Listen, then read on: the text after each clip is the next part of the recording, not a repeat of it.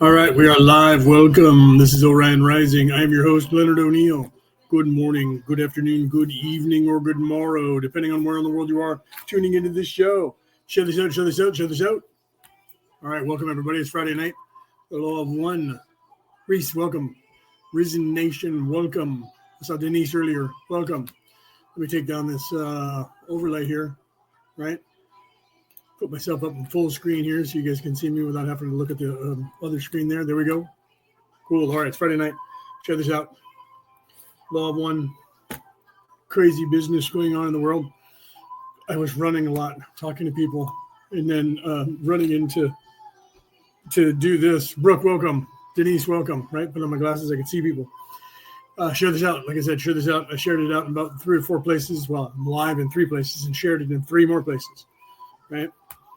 So, share this out. So, we're on session 72, I believe, unless I calculated that wrong, because I think we finished 71. I'm not even sure. I didn't have time to check. I was busy. I was talking to people. My sister's birthday was yesterday. She turned 60. One of my sisters, my youngest sister, turned 60 yesterday. And she was out with friends of ours that we grew up with, that are friends of hers still. Still friends of mine, but I don't talk to them very much. And they were out having a great time today. Three girls out having a great time today. So she was telling me, my sister was telling me about that. So I was on the phone with people, and then I was talking to my sister, and then I was dealing with my mom, trying to get lunch and stuff for my mom. And then I was talking to a couple other people, Brooke, one of them, right?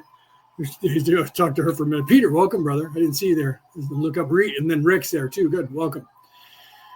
So, yeah. Oh, and Cassie. There's Cassie, too. See if I put on my glasses and look at the chat, I can see all you guys popping in and saying something, right? So, welcome. Peter, I still need to call you and talk to you. We'll have to set up a time. I'll try to get a hold of you after today here and find out when you're going to be available so we can talk, because I know you do gigs and I know you do a bunch of stuff and you're a night owl, but I still need to get a conversation going with you. So we'll have to hook up. I keep saying that and I keep not doing it, but it's been kind of crazy. So I've been dealing with everybody else and stuff going on. We're going to have to talk. Okay. So session 72, I believe. That's where I got primed. So I think we finished session 71, but I don't know for certain. So I apologize if I skip a few questions and then jump to session 72, because I seriously didn't have time to listen to the podcast. And I still had session 71 written in my phone, but when I started listening to it, I realized that we started it last week, so I'm pretty sure we finished it, right? Right, yeah, Cassie said, and then we talked for 2 hours. Busy morning, yes. Right, yeah. Right, Peter said, I know I haven't been there officially since last year, and then we have detected a lot of stuff what's happening, but fires and more going on, obviously lots. Yeah, so right, Peter, yeah, so yeah, that too, right, the stuff that's going on, right, that too, yeah, so there's a lot of stuff that we need to talk about. Most of us are talking behind the scenes. We just haven't had time to find out if you can get on there and talk with us. But I need to talk to you as well, and then go from there, and we'll start getting back into, because Ray's back, I got Stephanie back, and so we've had Cassie and Stephanie, or Cassie and Ray talking, and we've had the 3 of us on talking, and the group chat in the Law of One, and I talked with Ray and Stephanie, and we talked, and so we got to get everybody reintegrated. You know what I'm talking about. Okay, so let's, especially going forward in 2025, and Ray and Peter, I know you know what I'm talking about, because we've talked about that, especially going forward in this year, right? So I know that you know what I'm talking about there. So we need to communicate and touch bases, because we have a few things we need to go over, and then we have group things we need to go over as well. Okay, so we're on session 72, right?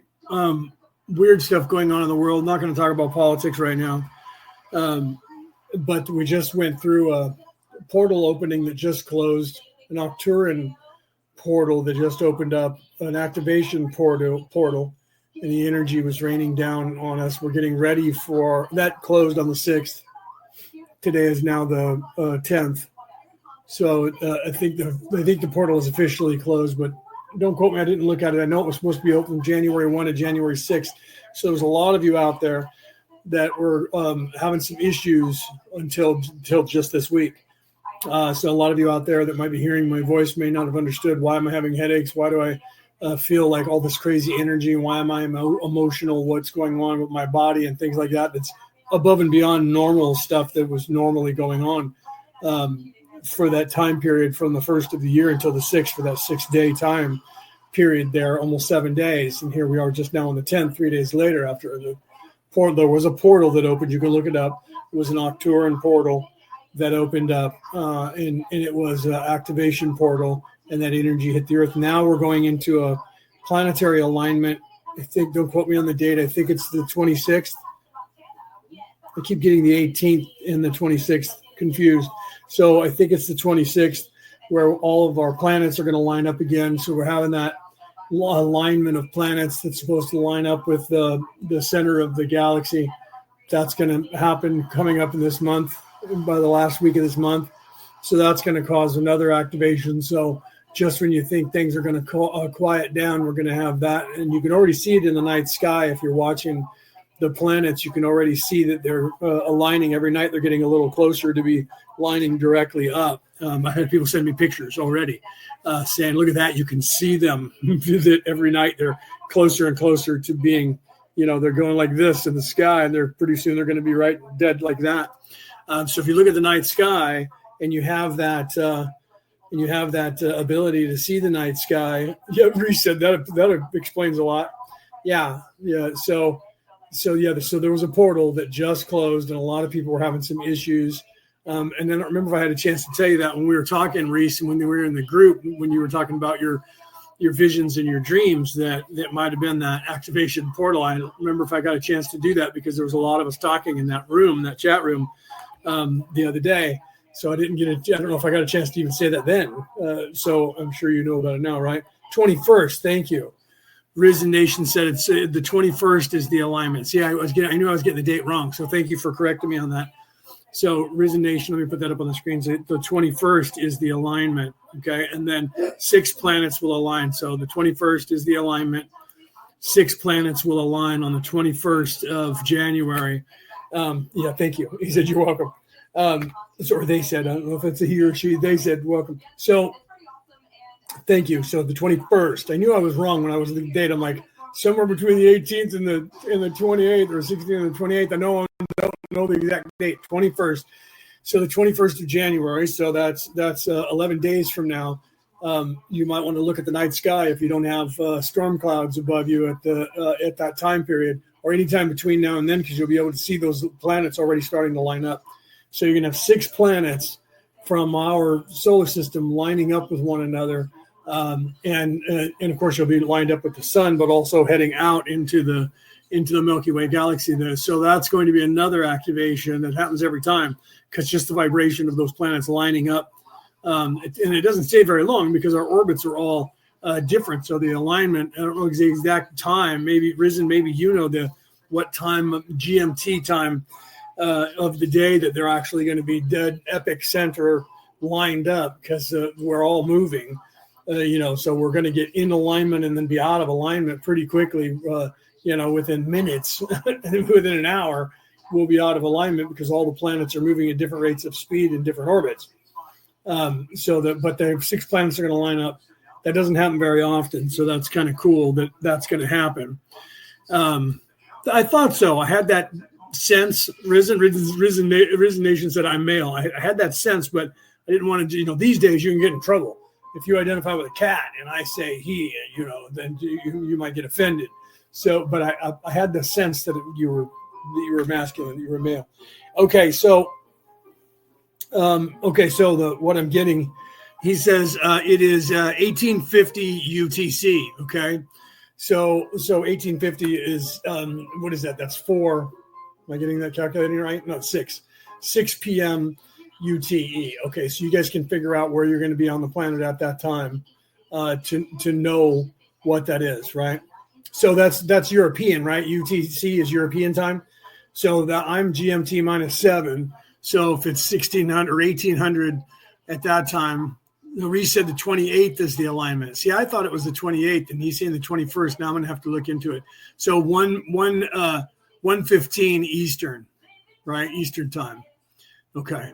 So that'll be PM then, right? Not AM, because if it's 18:15 UTC, it'll be 1 PM Eastern.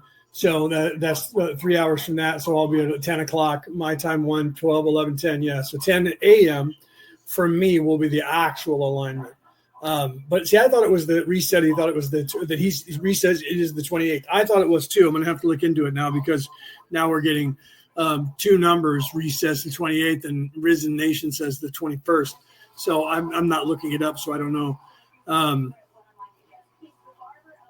Risen said that's one on the 25th. Apparently, multiple alignments will be happening. Well, I can see that it would, because you're going to have. As you know, each day, because they're already lining up, each day you're going to have different alignments. So I was under the impression that all of the planets in this solar system were going to line up on the 28th. So it might be that on the 21st there's going to be 6, and then that would suggest that a couple more will come into play before they're all out of whack. Either way you look at that, we're looking at, let's say, a week or two coming up, starting somewhere, and that's why I was getting maybe starting on the 18th, going into the 28th, and probably into the end of the month, you're going to get an alignment that's going to be going bing, bing, bing, bing, bing, off and on. These alignments each day are going to line up, and they're going to be one planet, then then 2 planets, and then 4 planets, and then 6 planets, and then 7, and who knows how many we have, because there's a few out there that are what they call, small planetoids now, where they're not actually calling them planets, right? The next we're going to have, the Englishman that went up the hill and came down a mountain going on, where people are going to be redesignating what they don't call planets. Like Pluto got undesignated a planet to a planetoid, and who knows, maybe that'll change. Eggs were bad for you, and then they were good for you, and then they were bad for you, and then they were good for you, and then they were bad for you, and then they were good for you. In my lifetime, that's probably changed 100 times in the 57 years that I've been alive. Every other minute they're saying good and bad, and now they're just saying both. People who want to sell you eggs are saying it's good, and then other people are saying it's bad, and it just depends on, it's the internet now. You have to look into it yourself and figure it out these days, because all that craziness that's going on. Cody, welcome. Did I miss anybody? I don't think I did now, because I just happened to look down and see that Rick said hi to Cody. He said, Commander Cody. Hello. So, yeah, so there's alignments going on. And so we just had an activation from the Octuran portal that just closed on the 6th, probably didn't solidify until even today with the energy dissipation.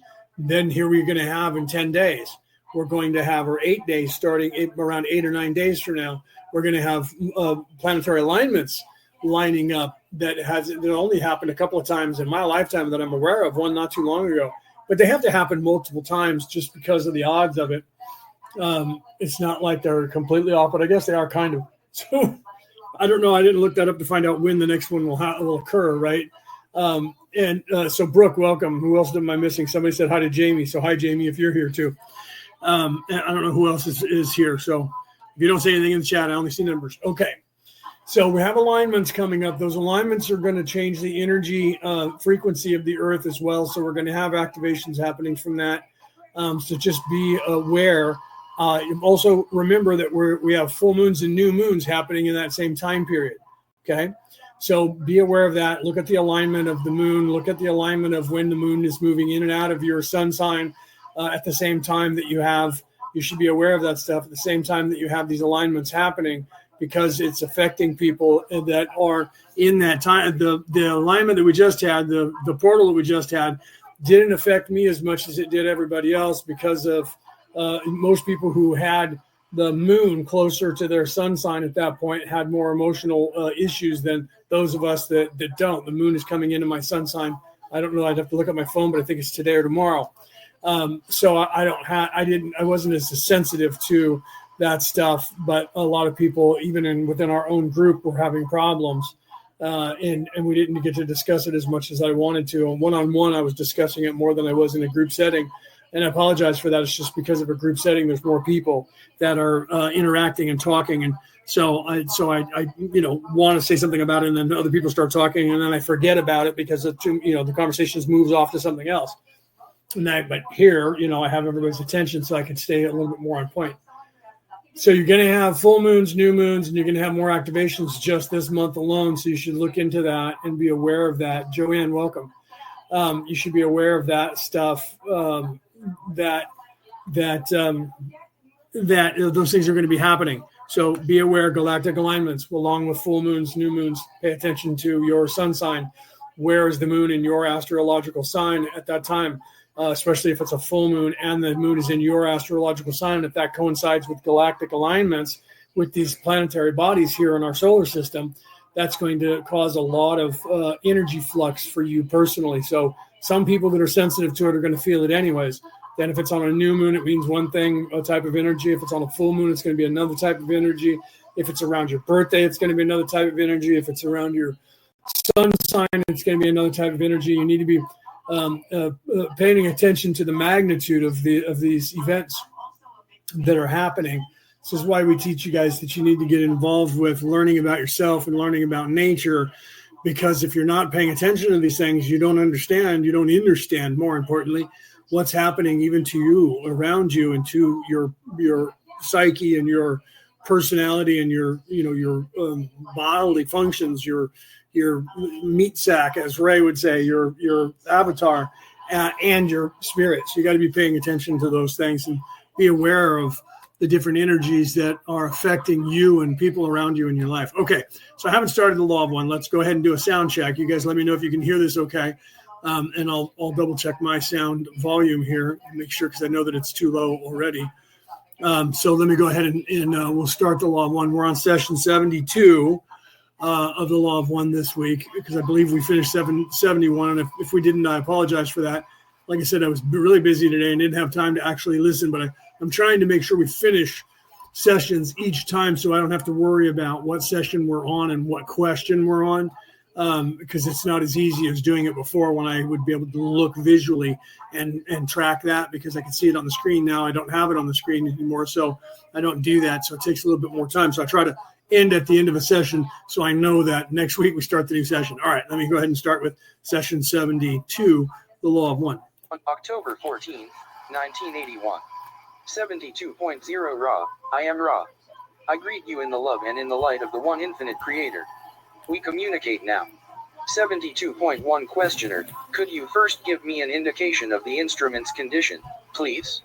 Ra, I am Ra. This instrument's physical energy distortions are as previously stated.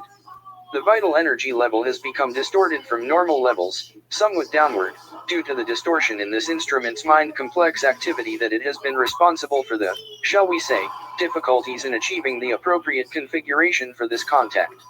72.2 Questioner, was the banishing ritual that we performed of any effect in purifying the place of working and screening from influences that we do not wish?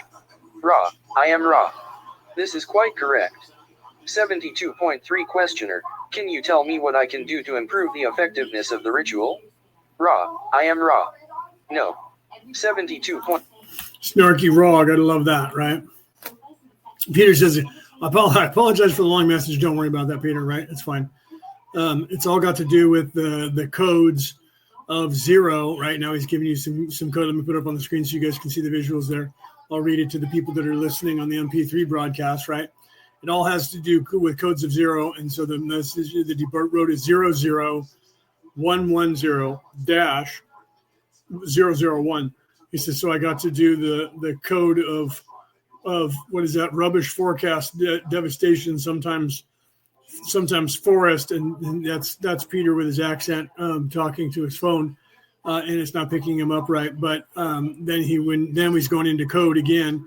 And he's got 01, and he has the triangle symbol 010 triangles. Oh, I know what this code is. I know this code. 101. So it's, let me say it again, 01 triangle or pi or 369, the code 010 triangle or 101. I know that code. Random force, and he said I can't see the official code. So yeah, I know that code. You and I have talked about that code before, Peter. It's been a while though, but I know that code.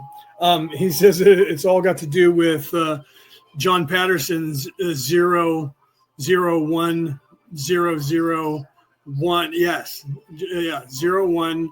Wait, let's do this again. 00110001. Yes, it does. And I knew that when I saw that. When I started reading it, I knew exactly what you were referring to.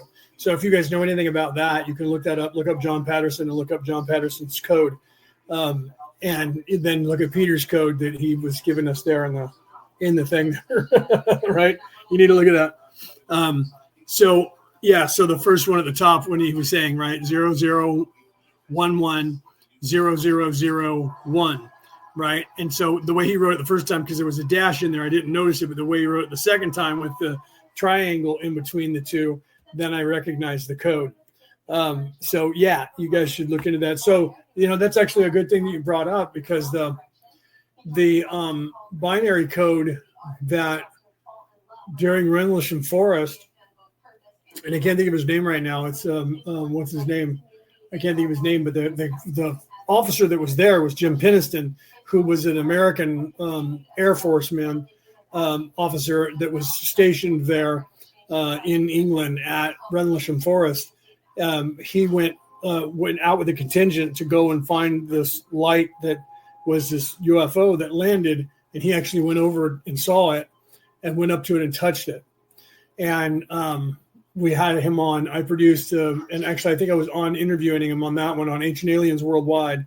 I produced that because I'm the creator of Ancient Aliens Worldwide on Facebook. And we had him on and we talked to him about that. And then he told us that his buddy, who was the partner that wrote the book about that, we had him on as well twice. We're going to have him back. It's in the works right now. We're talking to him because he had translated when Jim Penniston touched the UFO, he got binary code in his brain, and he didn't understand what it was because he didn't know anything about computers, but he knew that it was driving him crazy. So he just wrote it down and it was this long code, and the CIA got a hold of it and they were trying to crack it. And I saw their version of what was written. So I was able to look at it, and I also saw what they thought that it meant and what it translated to prior to me talking to him. And I didn't tell him that part on air, but I did start telling him some of the stuff that I suspected was going on, specifically when he touched the aircraft, the spacecraft. He noticed that when he turned around and he was looking, nobody else was moving. Everybody didn't come over to where he was. And at first he thought they were just staring at him. Then he realized that they were not moving. And he walked up to the spaceship and he touched it. And this is important. And you'll see where I'm going with this. It has to do with what Peter was talking about. Chandra, welcome. So Jim Penniston walked up and he touched the spacecraft at Rendlesham Forest. And he got the binary code in his head. And when he turned around, he realized that nobody else was moving. No one else. So none of the military personnel, and they were all back a ways from him. They didn't want to walk up to the craft. They were afraid. They stopped moving, and he walked up and touched it. So then he turned and he walked back over to them. And when he questioned them about it, how come you guys were, afraid to come over here? And, what was going on?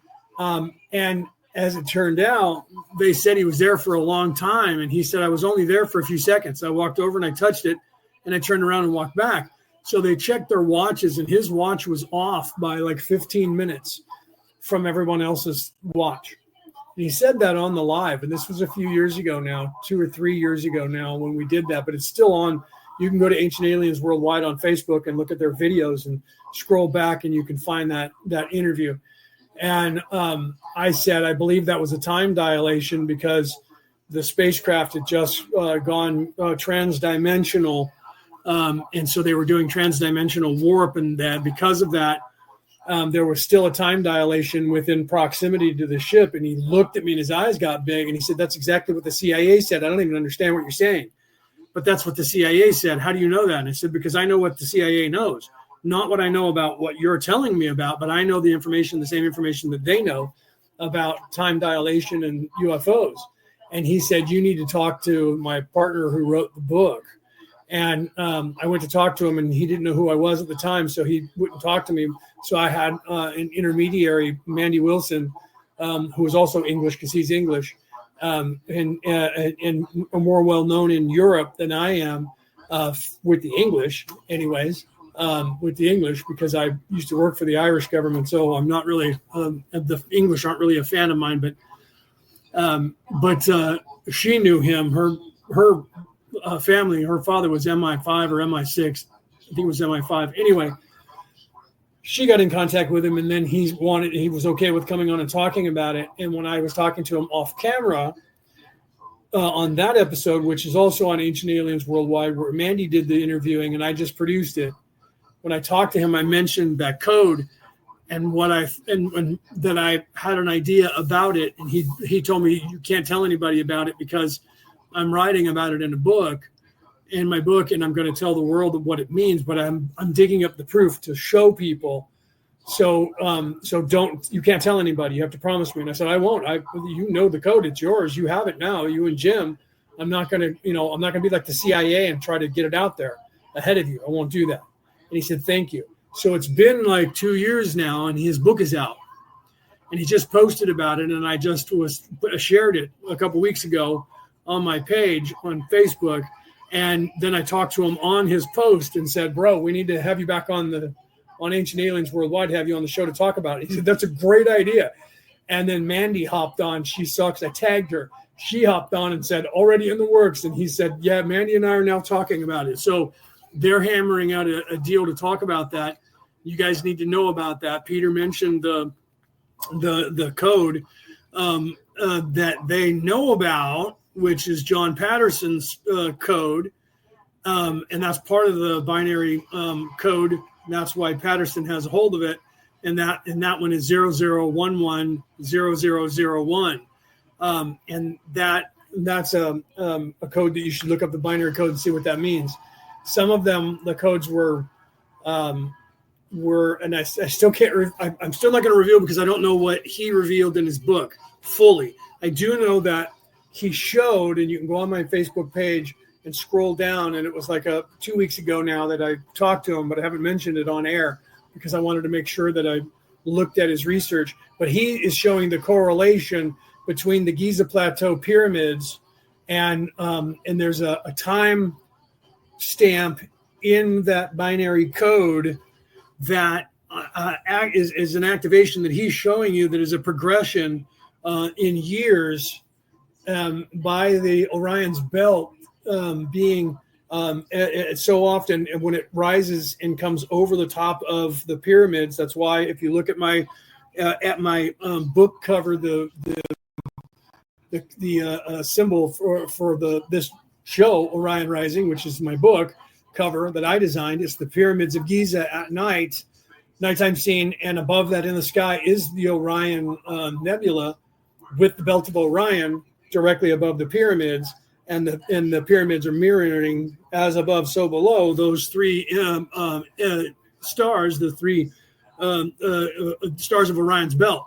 Exactly. Okay. And when those coincide, and this is the reason why I called that book Orion Rising, and it's the reason why I called this show Orion Rising, when that arises every so often and comes over and is just above the pyramids, each one of those time periods in time is actually part of the binary code that was given to Jim Peniston. And I'm going to go to my page and tell you exactly who this is, because he's going to hate me that I'm talking about his stuff and I'm not naming him, and I apologize for that. So if I don't do that, he's going to kill me. And then there's Stephen Myers right there, who hates the idea of the Orion correlation, not because of because people talk about the pyramid, the one single pyramid, the large one at the Giza Plateau, and they think that the inside of the pyramid, the windows, the shafts that come out of it are, in fact, have an alignment to Orion. Those actually don't have an alignment to Orion, but there is an alignment, but it's the actual pyramidal complex itself. So hold on here. My page is trying to load, and it's And I may have gone back too far already, but I'm trying to find that out. And I'll tell you, because I have the link that's there. But my page is being stupid, and I think I went back too far. So I'll have to search for it here. But in any case, so that's funny that Stephen Myers popped up. Maybe like he popped in and was listening to the show. Here it is. I actually found it. Okay.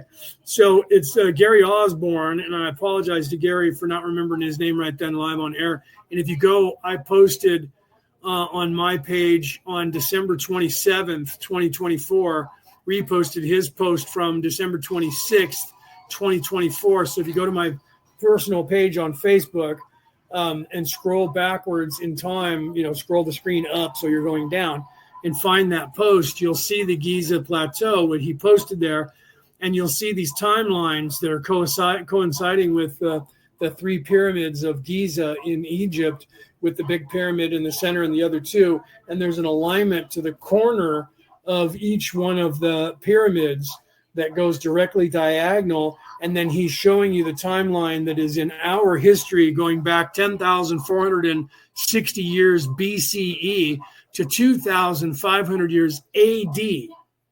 Okay, so you're looking at a 12,000, 13,000, I think roughly, I'm not looking at that, I think that's what it is, 13,000 year time period going backwards in time and forward in time to, we're in the year 2025 going to 2,500.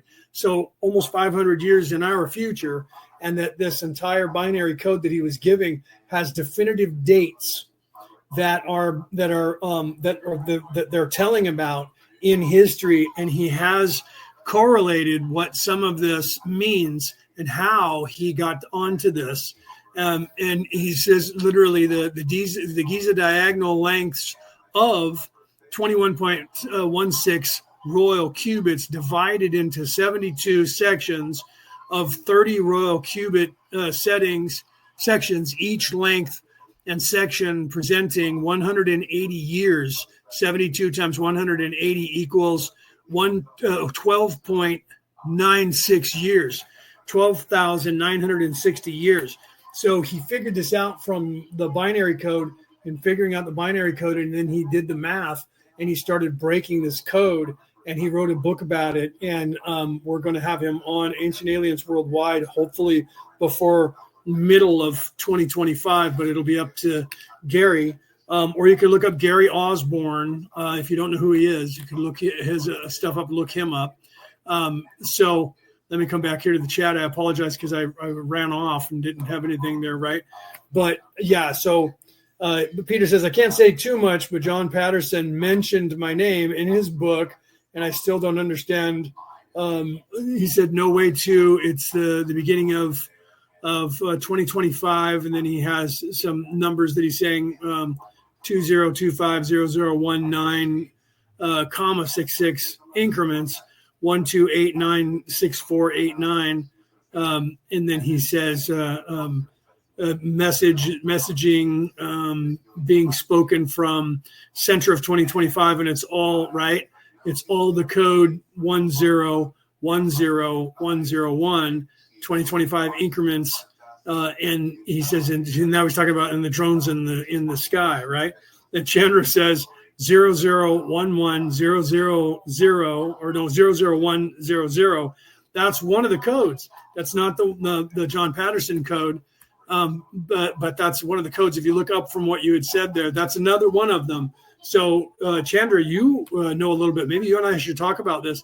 If you're just firing that code off, then you know a little bit more than I didn't know that you knew anything about Patterson or possibly Gary Osborne and the codes that they got from Rendlesham Forest.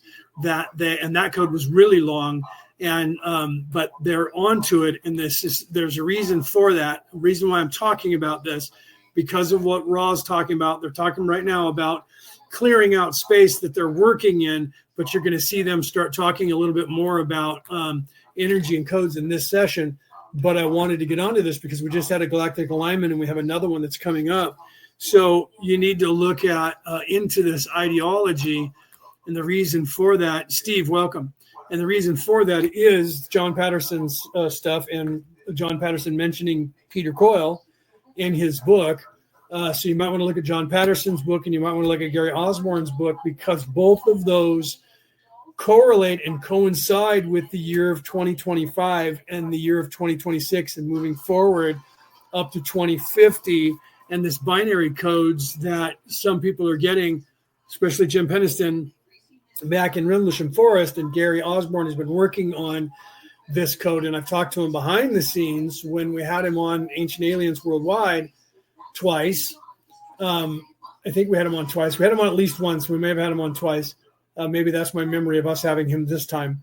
But he swore me to secrecy, and Peter wasn't talking about it either, about what we knew about the binary codes, until he was able to look into and break the code further. And there, if you go to my Facebook page, like I said, and go back to December 26th or 27th, on my page, by scrolling down, you'll see the image and a link to Gary Osborne's page that he posted the day before.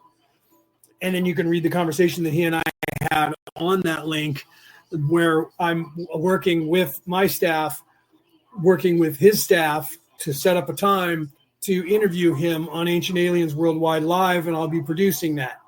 I'm not exactly sure when that will be, but it will be on Orion Rising, and we will be producing that. And Gary is already agreed with me. Yes, let's hammer this out. He said that when I talked to him on the 26th of December. He said, let's hammer this out. And I immediately got Mandy Wilson involved, and she is the curator and who runs Ancient Aliens Worldwide, that group, for me. And she is working out, hammering out, as I'm knocking into things, hammering out the details to have us produce him and have him on to talk about what that binary code, now that he's ready to go public with it, and indeed has gone public with it on the day after Christmas. He went public with it, with his findings, and that's going to be what we're going to be talking to him about. So you should look up John Patterson, you should look up Gary Osborne, and you should look up those binary codes. And it looks like Chandra knows a little bit about them, because she was just talking about one of the other alternate codes, not the one that Peter was actually talking about here, but another code. So let me put up Peter's code one more time, and then Chandra, I'll put up your code as well that you were just talking about, which was, I think I want to talk to you about that at some point and find out what you know. Here's where Peter was mentioning it, and I'll read it to those of you listening on the MP3 file, right? It's 00110001, okay? So you could look into that, and then let me find Chandra, where she mentioned another, and I know that binary code as well, so I'll want to talk to you about that off camera, I think, at some point. Let me find where you said that. Here it is. And then she said, the binary code 0011001000, right? Or 100. So 0011001000. That's another one of the sequence of codes that John talked about and that Gary talked about. There's 7 of those. And Peter was just talking about the most famous one. And then you just talked about that one, which I don't know how many of, I know Peter knows all of them. And I don't know, Chandra, what you know. So I would love to talk to you to find out if, unless you were just guessing just now at that code, you actually hit onto one of the other codes. But the one that Jim Peniston got was many digits long, hundreds of digits long. There was a lot of messages in there, one of which hasn't been revealed yet that I know of, but I'm going to tell you about it anyways. Because Peter knows this, because he and I have talked about it. And I know that what's his name? I can't think of his name. The investigator, Gary Hesseltine, who was the military investigator, who was Scotland Yard, but before that he was in the military for England, who investigated Rendlesham Forest, who we've also had on Ancient Aliens Worldwide, and I produced that as well, talking to him. They were both, all of these people were on Ancient Aliens, the television series, by the way. And we had Gary on. His episode was going to air episode 1 of season 10, I think it was, or season 12 for Ancient Aliens. So we had him on live for an hour talking about his investigation. And when the hour was over was when the TV series went live here in the United States for that season. And there was an hour for the TV series talking about the very thing that we were talking about on the live show. So we coordinated it to go live and have that end when the show hit the United States live. And so we told people, now we're done with the show. Tune in to Ancient Aliens on History Channel in the United States. And it's going live here, or whatever time zone it airs for you going forward. And so it was 3 hours later when I got it here in California. But we did that on purpose to promote the show, and Gary Hasseltine in his investigation. So the one of the binary codes that I'm going to mention, and that's why I was wondering if Chandra knew, because it's not that one, but it's more similar to the other Patterson code, is the one that referred to High Brazil. Those of you in England know it as High Brazil, and that they were saying, the aliens, they were saying the location of their base was this location. And when they broke the code and found out the geosynchronous code for the longitude and latitude, it actually went and took them exactly to where the Celts said High Brazil was, and the Vikings said High Brazil was, which is, in fact, we believe, what everybody now calls Atlantis. And they said that was their base, and that was where they were. That was where they were sending out drones. Oddly, that Cassie right now says, I heard the drones were watching and observing the plasma balls, and yes, they were. We'll get to that in a second. This is what Peter was referring to when Peter was alluding to it a minute ago. So you're right to think that, Cassie, and where we're going with this, and that their drones were sent from the base on High Brazil, but High Brazil is now underwater. Okay. And that's why they left, was because Atlantis sank. But they came back and gave that code to Jim Peniston. Okay. And now we have John Patterson, who knows about some of these codes. And that's what Peter is talking about, because Peter also writes these codes and talks about predictions and prophecy. And John Patterson mentioned Peter in his book. I have not read the book, so I don't know what he said. Probably Peter probably does, but I don't know. Okay.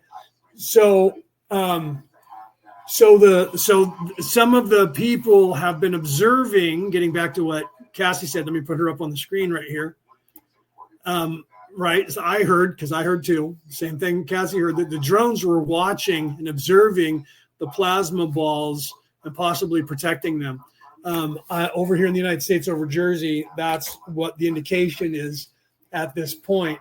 But we don't know if the plasma balls are, in fact, what they used to call the Foo Fighters, that the Germans were figuring out back in the 1930s, almost 100 years ago now, because it was 1938, 36 to 38. So, almost a 100-year anniversary. Whether our government or the governments around the world are starting to mess with that, or if there's some other indication of what's going on, because some people are trying to say that it's the aliens, and if it is aliens, this place is under quarantine, so it's not. That means it's a false flag alien invasion that the deep state's trying to roll out, because they're losing control of the planet, because 68 countries now have gotten rid of the progressive communist people in charge of their governments. Canada just forced Justin Trudeau to step down. And they have elections coming up. So let's hope the Canadian people vote more centrist and get rid of the communists that are trying to take control and start taking back their country. Because there's a movement that's going across the world where you, the people of the planet, are starting to be beyond a political party. Thank the gods that you guys are not being stuck in this religion of evil anymore. Are now saying, no, we're throwing you out of office because you're turning us into something we don't want, and you're taking away all of our rights and trying to poison us and poison our food and stop us from growing food. So you guys are voting them out in countries, and a few countries have overthrown their governments. Iceland started that during COVID. They didn't put up with COVID over there, and they overthrew that, right? So yeah, so the Foo Fighters plus Foo Fighters are a badass band. Yes, they are. That's funny, Cassie. I agree with you. Okay, so the binary codes were also talking about a time period in. This is why I'm bringing this up now, right? They were talking about a time period that we have correlated to the now. I was just talking about this the other day. If you guys aren't aware of it, and I did my calculations wrong, and I apologize, and I don't remember who I told that to, and I didn't get a chance to tell you. So I don't remember if it was Brooke or somebody that I was talking to, and I said maybe it might have been Cassie. I don't remember who I was speaking to, and I said I was talking about the could have been Ray. I don't even know if she's here. Talking about the 2,000 year anniversary of after Jesus's death, and I was talking about when. We've done the research, not just me, but many people. And I have the dictionary, but it's holding up my camera right now. The Bible dictionary, the best scholars on the earth researching the time period of when Jesus was supposed to have been born. A lot of people don't know the year or the date. And the best that we can come up with, according to all scholars, that they agree on the earth was he was born in the year 4 BC. He died at 33 years of age, so that would make it. And I was saying 33. So 33 minus 4 is actually 29. And I made the mistake of saying 27 the other day when I was talking to somebody. So whoever that was that I was speaking to, I apologize. I got the date wrong.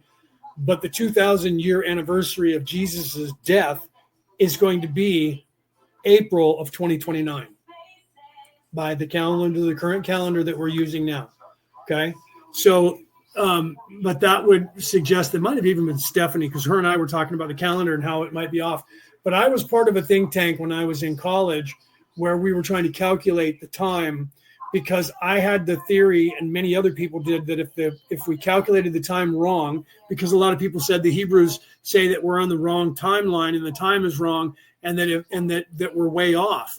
And a lot of people will look at that and say that we might be off by a couple of hundred years from where we're supposed to be. Like right now may not be 2025. It may be more like 2228 or 2225.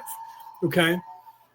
So that's a possibility. So I did the math with a couple of my friends and said, let's take a look at, I keep bumping things over here with my arm. Let's take a look at, one of the theories is, and it's sound, that if there's a big ship and it's sailing on a course, and you don't have the strength or the muscle to move a ship off course, but if you change the direction of that course by a little teeny bit, the longer you go out on a timeline, the further off course that ship's going to be. So I said, what if we applied that to time and say, what if people have calculated the time wrong for the timeline that we're currently on? And what would be the outcome if it were just something very, very small? So we kept reducing the time, and we said if they were off in the calculations by 1 minute over the course of 2,000 years, we could be off by 100 years by now, and possibly more. So if they're trying to calculate something like the orbit around the sun, and they're not accurate and they're off by 10, 15 minutes, that can cause us in a 2,000 year time period to be off by 500 years. When you do the math, okay? So, so Cassie said we talked about it. Okay, so was you the one that I said 2027? I was wrong. It's 2029. But that's by our current timeline. And then when I talked to Stephanie the other day, 2 days ago, she said, but some say our timeline's way off. And I said, well, the scary thing is we're changing the timeline, right? And so some of this binary code is talking about those events. And this is why I'm talking about all of this right now. Some of this binary code is talking about the flux in this temporal war, or the flux in time. And if you guys are aware of these Mandela effects that are going on around the earth, that's the time changing. The timelines are changing because we're shifting things back as we're tilting the earth back upright so that it's going to be upright instead of being off kilter, instead of being crooked. And oddly, as the planet is moving back upright, the moon is moving away from the earth and having less effect on the earth at the exact same rate of speed. And science now says they've figured out that what's going to happen to us if the moon moves far enough away to where it's no longer pulling our tides. And they said, well, weirdly, it's coinciding with while the planet is moving back up to dead center of its wobble, is going away. And if it moves back up to dead center, we won't need the moon, because all of a sudden it's going to change the face of the Earth, and we won't need the moon to pull our tides anymore, because of the Earth will actually be in an orbit that is geosynchronous, that it's supposed to be in, and the moon won't need to be here. And it's coinciding. The moon's moving away from the Earth exactly at the same rate of speed as the Earth is going back up and fixing itself. So we won't need the. Why is that important? Because if and when, I should say when, not if, we get Gary Osborne on Ancient Aliens Worldwide, you might want to tune in to what he has found in those binary codes. And you should read Patterson's book to find out what he's uncovered as well. So I do know that part of the code pointed to High Brazil, or the location of Atlantis and the ocean, and stated that that is where their base was, and that they've been observing the people here for a very long time, and that they came back to deliver a message. And Jim Penniston got that message, and now Gary Osborne has that message, and Patterson has part of that message, and other people have been getting the binary code.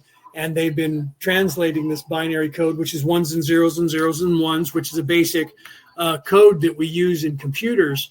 DOS, that runs your computer, that runs your Windows program, that runs whatever your smartphone is, whatever computer you use. It starts with binary code, ones and zeros and ones. I learned how to write that code when I was 16 years old. Before there was personal computers for people to work on at home. I was working on the Commodore 64 3 years before that was sold to the public. I was working on that, writing code. Okay. So writing ones and zeros and ones. And then when we got a hold of DOS, we were able to at least then use words, and the words would be translated by DOS to the binary code to run the computer computations. And that was before, that goes back to the 80s, before there was a Windows. Okay. So this was before they even had that technology. And then once that technology came, it's all been just plug and play since then, by creating algorithms and computer programs. And now what you guys know as apps, and what you guys now know as AI. Okay. So the binary code has been pointing to events that are coming up all the way up to 2500. And it's possible that our timeline currently at 2025 is actually off, and the year might be closer to 2500 than anyone knows. And just by those of us who calculated timelines using the Jesus character, because that's an event that goes almost 2,000 years ago, to where we're pretty definitive as to the date, and other events in history that were pretty definitive dates, and then calculate, looking at those, extrapolating out, calculating those. This is some of the work that I was doing in college, guys, that I'm revealing to you now, and extrapolating out to try and figure out why it is that the Hebrews claim that we were so far off, because they were saying like we're in the year 8,000 or something crazy. And then looking at the Mayans and the Incan calendar, and their big round and little round, we were trying to figure out if we were off in a lot, because our internal clock runs on 25 hours, but this planet is 24 hours. So was there a time when the planet moved faster than it's moving now, and it's slowed down by a whole hour? And where are those calculations, and when did the calculations get calculated, and when did that happen? These are things that we were working on back in the early mid 80s, 84, 85, when we didn't have supercomputers to do this. So we had to do all the math. And we found that if we miscalculated for just 2,000 years alone by 15 minutes, that could be as much as 250 years. If you look at 15 minutes every day times 365 times 2,000, that's a lot of time. Just the 364 and a quarter days, the way it is now, every 4 years we have to have a leap year and add an extra day, because that calculation becomes one whole day.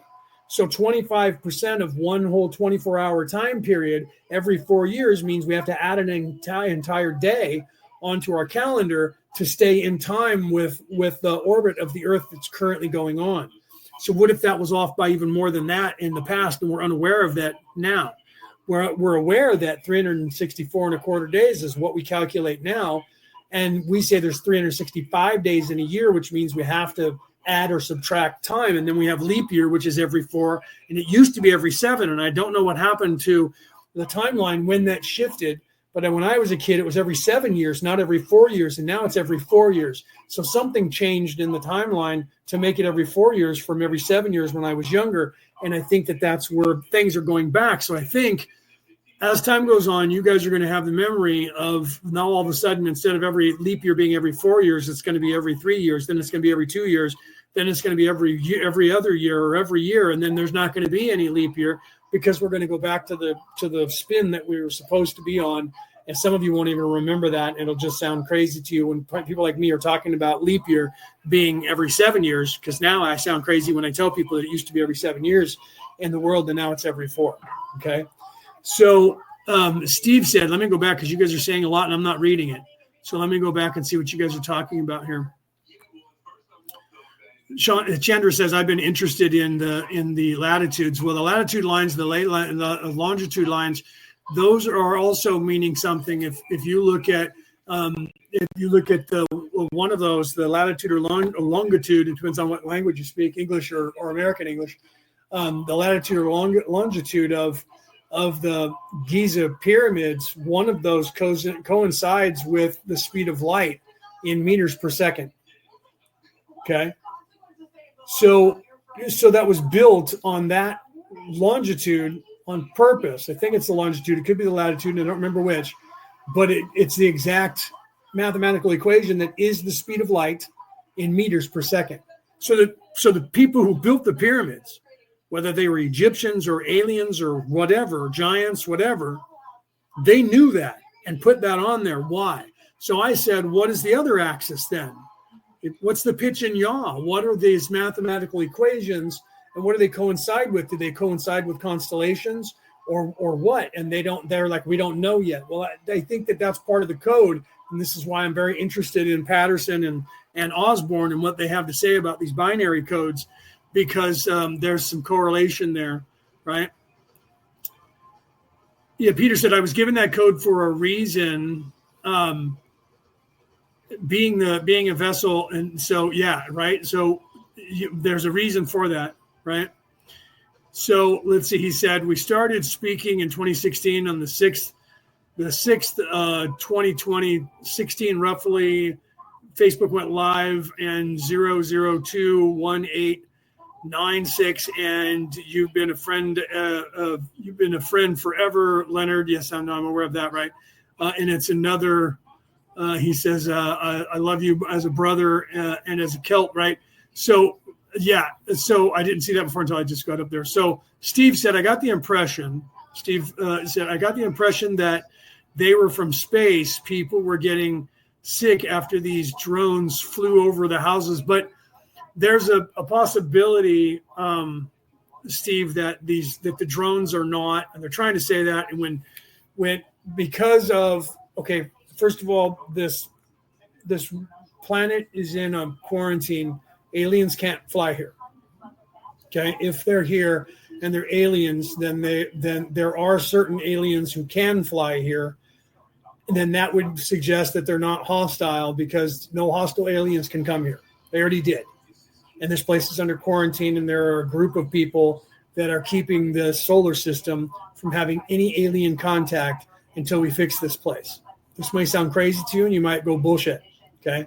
But this is the actual truth. And if you're a person who does investigation into alien, you know that there's a galactic council, okay?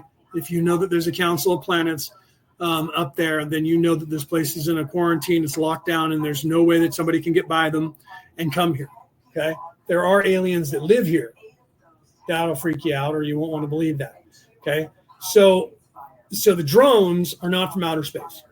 And I tell you this because I've been given images, videos where people are claiming to have shot one down or one crashed, and they're working on it. And I have literally been authenticating photographs videos and the like professionally for more than 35 years. Okay. And when I looked at that, it was completely fake. There's one where these guys are standing there with this red one where they got the hood off, right? And there's all these electronics in there, and they're wearing yellow, what's supposed to be hazmat suits, yellow hazmat suits. Meanwhile, they have a caution tape less than 6 feet away from the drone, and there's like 15 people standing there filming the entire thing. There's no military personnel from any government or law enforcement from anybody in the entire planet there. There's only 2 guys standing there, one of which takes off his glove and sets it on top of the unit. And he's taking the glove off because he can't do what he's trying to do with his glove on. So he takes the glove off and puts it on the supposed alien spaceship so that he can touch things with his raw hand now. And he's supposed to be wearing an environmental suit. And meanwhile, people are standing less than 6 feet away, dressed like me, holding up their cell phones, which are electronic communication devices, which would be disrupted by this thing if it was from outer space. And even if it wasn't, they're disrupting this thing with their electronic communication, and they wouldn't be allowed to be there less than 6 feet away filming something with their cell phones if this was, in fact, something from outer space. The entire area would be locked down. The airspace above it would be locked down, and people would be pushed back miles. They would be pushed back so far that they would not be able to, with any telephoto lens, be able to hold up any camera and zoom in on this device. Okay? So that was fake. And everybody's like, oh my God, this is real. Look at this. They got an aircraft. It was a spaceship from space, and they must have got there before the authorities. And the authorities allowed that video to be posted on every platform and stay out there for you to watch to this day. You don't think that all of that would be scrubbed instantly the second somebody tried to go live with that? And you don't think the government has the ability to scrub that information? They got it out there before they can do it. And then it's on TikTok, and they're not going to erase it.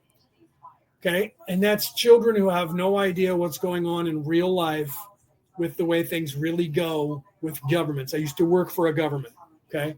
The way things really go. That would be so locked down, you would never even know it happened. Okay. The fact that Americans are trying to fly drones to look at the drones that are looking at things, and the government is coming after them to stop them from doing that, should tell you something, and that they're not telling anybody what's there. So if one crashed, there is no way in hell that anyone is going to be able to go and look at these things. They're not from outer space. Okay. And if they're trying to tell you that they are, it's because there is a fake false flag alien invasion that the deep state has had in operation to do since the early 90s around the world. And they've even bragged about it behind closed doors to people. You could listen to Dr. Stephen Greer, who just did two interviews in the last 2 weeks, or in the last 3 weeks, because of all these drone sightings, where he's talking about it. Everybody's talking about Project Bluebeam, which is fake, made up, and doesn't exist. And there is no Project Bluebeam in any governmental system. Okay. No, it's Project Bluebeam. There's no such thing. That was made up by somebody as disinformation. It's not real. It's not a thing. There is no designation. There is none of that. No one that is in the know in the true deep states, in the secret space program or otherwise, knows anything about Project Bluebeam being any event. And those people's job is to know what's going on as insiders with these people that are compartmentalized into this knowledge that is being leaked out to the rest of the world. And everyone's talking about these things. They're just not true. So those drones are drones that are being flown by the governments over your peoples. And it's very possible that they're being flown by the deep state to make you think, what is that? I don't know. I'm afraid. Because with everything that's going on, they're losing their power and they're desperate. And the only thing they have in their arsenal now, because they can't nuke the planet, because they were going to try and do that before in the 1990s, and our coalitions rendered every nuclear weapon on this planet inert and inactive, and it's taken them from 1994 until now to get nuclear weapons again. That's why you never heard about it. I don't know how old you are, but that's the reason that you never heard about them talking about nuclear weapons until just 2 years ago, because they didn't have any. And they were trying to pretend that they still had, and they just didn't talk about it. So nobody talked about aliens or no one talked about nuclear weapons. There's been no nuclear tests and no nuclear detonations on this planet for almost 30 years. It's not because people signed a peace treaty. Okay. People are rushing to try and get nuclear weapons again on this earth because they didn't have any. since 1994. Okay. And they didn't tell the world that because every government didn't know if the other government had nuclear weapons or not, and they were all afraid. So they were trying to do whatever they could do by pretending they still had them and making brand new ones. Okay. So my point of this is they don't have anything left going on, and they're losing their power. So they've gotten down to, we need to crush all governments now. And that was their plan. The false flag alien invasion was alien spacecrafts would all of a sudden appear all over everywhere and scare everybody and start murdering humans in every country and killing military personnel in a supposed war. And after enough people were scared to death that the world was coming to an end and this was an extinction event by these aliens who were going to take us over, like they tried in the movie Independence Day and a few other movies. They're coming to eat us. They're coming to get us and enslave us and take us over and kill us all off. Then all of a sudden, these other spacecraft would show up and start killing the aliens and make the aliens leave. And then, guess what? Then they would come out on television and say, it's a good thing we secretly had all of these advanced weapons and technologies that we were able to roll out to defend the planet. But now we have made contact with this hostile alien race, and we need to come together as one people to defend ourselves against this outside invading force. And we need to no longer have independent nations and come together as one whole planet under a one whole governmental system that we just happen to have already rolling out for you, where we're in charge. And we will protect everybody with all of this cool technology that we didn't let you know we have. And we can, that's a Hegelian dialectic, and that's a plan that they've had that I've known about since 1994. Okay. And you can look into that. Dr. Stephen Greer knew about it before I did, and I didn't know about it until I heard him say it. Okay. But there's other people that have corroborated that. Not just from one guy. It's been corroborated for that. So I would wager that 99% of these craft are not alien in origin. They are, in fact, being done by the deep state. And then some of your government officials, 90% of your government officials have no idea what they are because they're not in the loop of what's going on. Okay. You need to realize that because this place is in a lockdown and it's secure, aliens can't just fly in here, okay? So, yeah, well, be careful with that. Peter's talking about the reason when he met them. You're talking about Eisenhower when he met them. Don't tell his granddaughter that, because she gets really upset when people start saying that her grandfather met these aliens and talked to these aliens, because she claims that he said he never did any of that.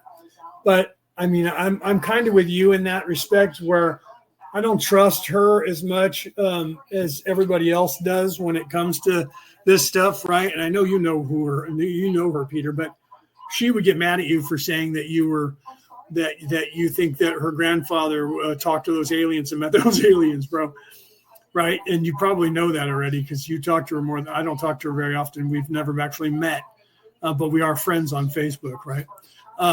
And you're talking about Valiant Thor. Yeah, I've watched the CIA videos on Valiant Thor right up to the point where they were killing him, trying to anyway. It's the same as Errol. They tried to capture him just the same, but he's a drone. They're drones. Okay, so those gray aliens, Valiant Thor and Errol, and some of you never heard of Valiant Thor, and some of you probably never heard of Errol, but they were not. They were more drone-like than we are. Arrow was definitely a drone. Valiant Thor, I think, was too, but don't quote me on that because he was having respiratory problems, and I remember seeing that video. So it might be that he wasn't a drone; that he might have been one of the grays that were actually had a soul in there. But most of the grays don't have souls in them. They're actually drones, being just like you fly a drone in the air. They're drone. Errol referred to hers as at the time in 1947 in Roswell, she referred to it as a doll-like body because that was the only reference that the humans had at the time. But it was a drone, and that she would occupy it from a computer terminal somewhere else, and work it like a drone, like we would do, working a remote control with a drone or a computer controlling a drone. Only it was bipedal; it was a gray alien, and then it did the communications. I did 25 episodes on this show. About that. You can go back in time and look them up. They're all there in my archives on Facebook. They used to be on YouTube, but I got deplatformed from YouTube and they deleted those. So they're not on YouTube, but you can go on Facebook and watch them there. They're all still up there. And I think they're still on my podcast on the MP3 podcast around the world. I think they're still there where you can watch them there. And see them there, or listen to them there, and hear me talking about and playing the computer program stuff from the information that came from what's her name? I can't think of her name right now. Peter could tell you her name. I forget her name. The nurse that did the communication telepathy with Errol that the military and the CIA had hired. She was a nurse at Roswell in that military base, and she was able to make contact.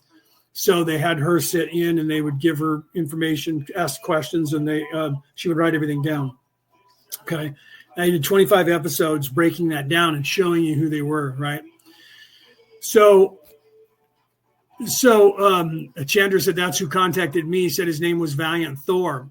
Chandra, we're going to have a conversation with you, me, and Peter at the very least.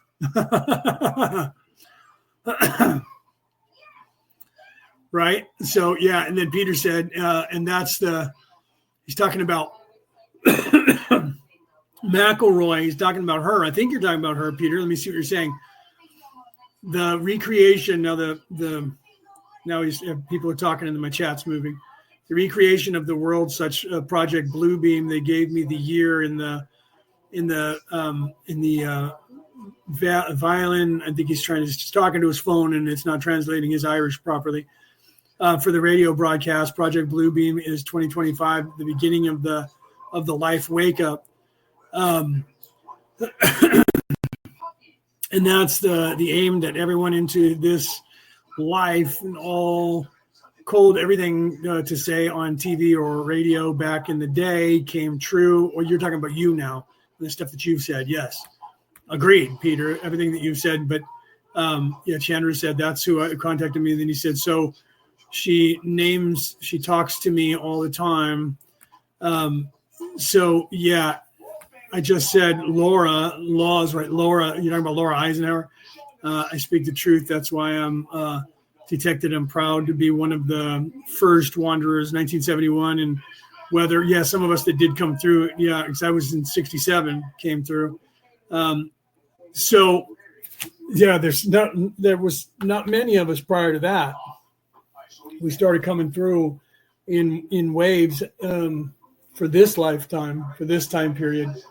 I was born in 67, and I haven't met very many of wanderers older than me, which is weird, right? Because I wouldn't think that I was one of the first. But Peter was born in 71, and he's been telling me for most of the time I've known him in this life that we were very early on as people that were coming through for this activation. But then again, I never met anybody until the internet, besides myself, that was a wanderer. So I don't doubt what Peter says, right? One of the first few that came through, and everybody else has come since then. So if you look at the timeline, people say that's just, I don't know about that, bro. In 1981, there was 2.7 billion people on this earth. Today, in 2025, there's 8 billion people on the earth. Okay, so if you go 20 years prior to that, we had just about 2 billion people on the planet the year that I was born. And now we have 8 billion. Okay, so the planet population has gotten huge in the last 45 years, last 50 years. Huge comparatively. Okay, so the binary codes. This year is an activation year. It's a year 9, right? I just posted about that. A lot of people are talking about that. 2 plus 0 plus 2 plus 5 is 9. Okay. This is a 9 year, so it's a masculine year. And not only is it a masculine year and a Kundalini year, not a Kundalini buffer year, but it's a God hex boson year, 9. Okay. Then next year is 2 plus 0 plus 2 plus 6. That's 10. So that's 1, right? So it's a 9 year, and then we go into a feminine year, which is also the beginning. So this is the end, everything, and the beginning, the Alpha and the Omega, like what was told to Moses when he went up to talk to the burning bush. I am the Alpha and the Omega. Who shall I say sent me? I am sent you. I am the Alpha and the Omega, the beginning and the end. That's 9. 9 is everything and nothing. 9 is all and then 0. So 9 is everything and nothing, the beginning and the end, or the end of the beginning if you go 9-0. So we're in the years that fluctuate like that, and this is a 9, and then going to the 0 to the 10, 1 plus 0. So at the end of the year in 2026, or the end of the year in 2025, we go at 0 point, and then we start over with the 1 and 0 to make a 10. Okay, so that's where we're at now. Masculine, feminine. All years do that depending on whether they're odd or even. But this is a 9 year, and then we go to the 10. Okay, so this is an activation year, and we're moving through a lot of activations here just in January, and you're going to see a lot more of that. And Ra talked about that in several instances. And if I ever shut up long enough and play some of the Law of One, you'll see him kind of talking about that today. But I wanted to go down this road because of the current events that are going on. So I'm kind of glad. But yeah, Chandra, we're going to have to, yeah. And she said, yes, 9, hermit year. Right. So we're going to have to talk off camera so where we can actually talk, right. To talk about what Valiant Thor said to you and that binary code that you got, because that was very interesting, because you just threw up a binary code that I know that Patterson knows about. I don't know if that code you were just making it up off the top of your head, or if you were wondering that was what Peter was talking about, or you know that binary code and that's why you said, wait, this code? And I was like, no, but that's a similar code. I don't know if you know what it means, but that's a similar code. That's 1 digit off. It's actually 1/1000th of a digit off if you do the math. Because instead of being 000110001, it's 0010000. Right. So it's 1/1000th of a digit off from the same code. But the only way that you can get to that number is exponentially to the next digit is 1/1000th of a digit. So now you're adding another 0 in a decimal place, or a 0. Do you see how that happens? So you're adding another 0, and that's where you got the 1 moving from 3 zeros to 2 zeros behind it. You're moving it one place, 1 digit up, 1/1000th of a digit up. So so we got to figure that out. So I'd love to talk to you about that. It's a code that I hear 2 or 3 other times this week. I could have gotten it wrong. No, I'm telling you, you're. But okay, well, if you got it wrong, you got it wrong in a weird synchronicity way, because that's a code that repeats. So if that code repeats, it's going to be 1/1000th. You're going to change the digit. That's why the code that Peter was talking about has 0011 00011, and then you said 0011 0011 001100. That's a digit off, right? Do you see what I'm saying? That's 1/1000th or 2/2000ths of a mathematical digit off. So it's a repetitive. It's like the enigma of 24. The Fibonacci sequence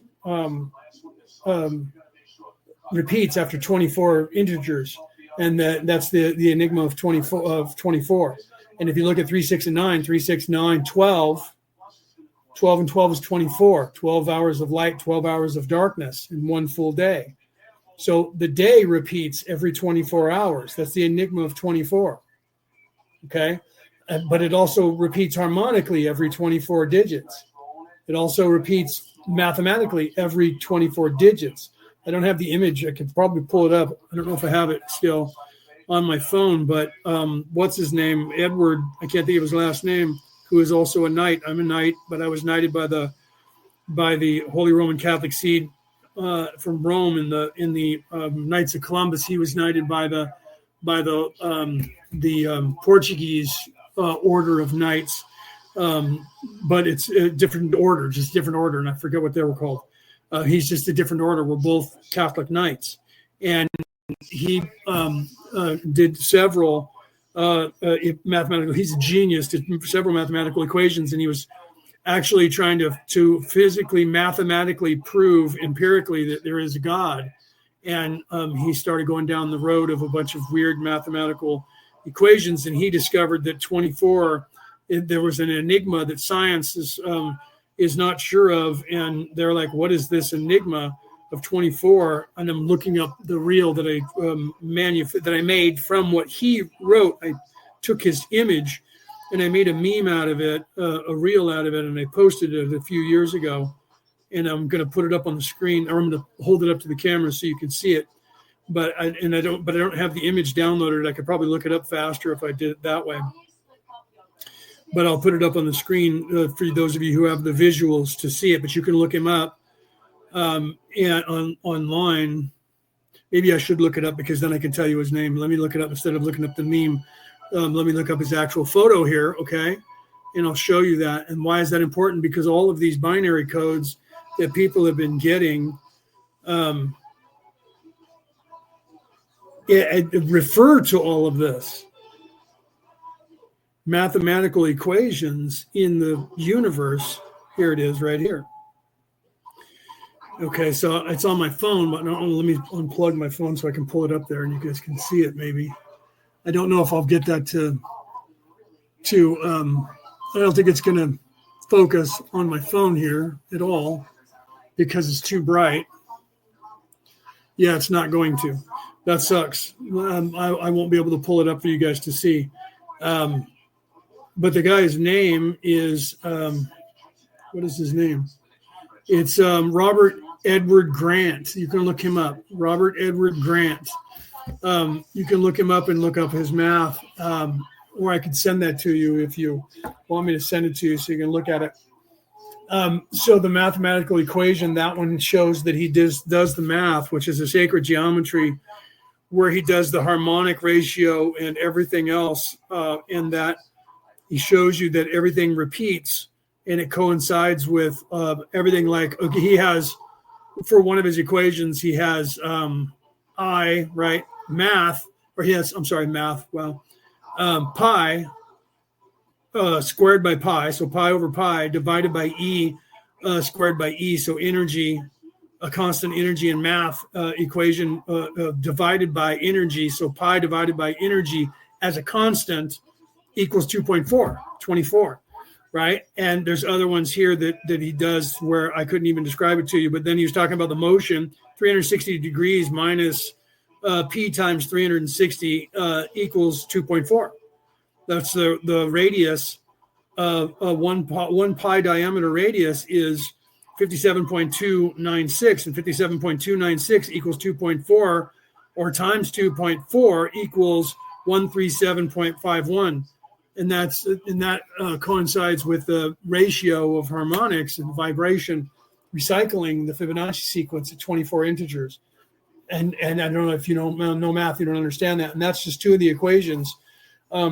Three of the equations equaling pi, and so that one, and I can't even tell you the words for that one, but there's several. He's got 14 equations here that, and he shows you visually the sacred geometry and does the math for it. That's just one of his mathematical equations. So you should look up him. Again, his name is Robert Edward Grant, and look up his math, because I have two nephews, one of which I believe is going to work for Skunkworks or NASA currently. The other one is currently in college, and I showed him that image that I'm telling you about, the Enigma of 24, and he spent 6 months trying to do the math. and is literally, his IQ is probably, I don't know where it is, it's at least 160, and he's doing crazy math in right now in college, and he'll probably, if he wants to, he'll go to work for NASA. His brother is already doing that. If he's not working for NASA, he's definitely working for Skunk Works, because he's not talking about what he's doing, and he already knows that he's not going to be able to. Okay, so he's going to work for the deep state that I refused to go to work for when they wanted me to recruit me. When I was his age, I said, no, thank you. And I burned all of my notes, and I stopped doing any work for them. He, on the other hand, being self-serving, wants to know all of that stuff, and he's going there. His younger brother probably won't, but just showing him that math, I said to my brother, here, show this to your son. And then I talked to him about a month later. I said, what did he think of that? He says, he's still trying to do the math. He's still doing the math. I said, he can do it. It'll take a while, but all you're going to do is prove it. All he's going to do is prove that Robert is right. He and I both have the same middle name. So does my brother. We all have Edward as the middle name. So that's a family name. So we're not related, but I think we are related. I haven't talked to Robert to find out. But having the Edward middle name is a European thing that there's not a lot of us that did that. And so I wanted to find out if that was a name that he was just given, or if all the men in his family had that name. Okay. So there's a lot there. Robert Edward Grant is great. Chandra, you know about Robert, don't you? Yeah, he's brilliant. I watched him talk at the Vatican when he was giving his I wasn't there, but I watched it on TV. Where I say TV, but it was online. I watched the broadcast that he was sending out, that he recorded, where he was in the Vatican speaking before the council, and telling them what his findings were when he was mathematically proving that God does exist, and a few other things. I don't know if you saw those things that he posted. But if you go to his site on whatever platform, he's got those videos up for people to look at, and all his images, which I wish I could get my phone to focus for you guys. I wasn't thinking ahead of time. I could have downloaded the photos and put them on the screen for you. But yeah, I didn't know that you were even anywhere near into this kind of stuff. Chandra, we'll have to have a conversation. Honestly, I mean that. I'm not just saying that. I want to talk to you about some of this stuff, because I want to know what you know, if you're already talking about that, right? The other Stephanie, if she were here, she hasn't been here because she works on Fridays now, so she hasn't been here for a long time. She would also be chiming in right now and talking about Robert, about Grant, because of the stuff that she knows about him as well. But I didn't know that you knew anything about that, and binary code. So you've seen that binary code a couple of times. We need to talk off camera. We'll have to set a time in the next day or two and have a conversation. Seriously, on like Messenger or something, where we can communicate and talk to each other, not typing, because that takes too long, where we can actually speak to one another. I would be interested to know what you know of that kind of stuff. So you guys look forward to that in the future with Gary Osborne, and I will be putting it on Orion Rising. So I'll be broadcasting it probably everywhere I broadcast this show on Friday night, so that you guys will be able to see that, because I'll be producing it. So I'll probably put it on Orion Rising, plus on YouTube on my channel, and on Ancient Aliens Worldwide on Facebook, live in those three places. And then I'll put it on my MP3 broadcast, so you'll be able to hear what Gary says, but you won't be able to see any visuals if you're listening on the MP3 broadcast. You'll have to watch the MP4 broadcast, which I will put up on YouTube during the live, but I may post it on Spreaker. And I don't know if I know that they allow it, like Anchor FM, which is owned by Spreaker. They allow the MP4 video. So I may post it there for those of you around the world who pick up that podcast. And I don't know if Podbean allows MP4. If they do, I'll post both on those platforms, so you have the audio, and then you can watch so you have the MP3 version and the MP4 version. I'll put that in the title, so you'll know that one is an MP4 version of the video, And that way you guys can see any visuals that he's going to have, because he's going to be showing a lot of visuals when we have him on the air. And I don't know when that's going to be, but he said he wanted to. So that's in the works. And I hope that he doesn't back out, or we find an agreement somewhere where we can get him on the air to get his information out there to people, not just in the UFO community, but in the spiritual community as well. And then the binary codes and the translation of those, what he will reveal. But I do know that I've known since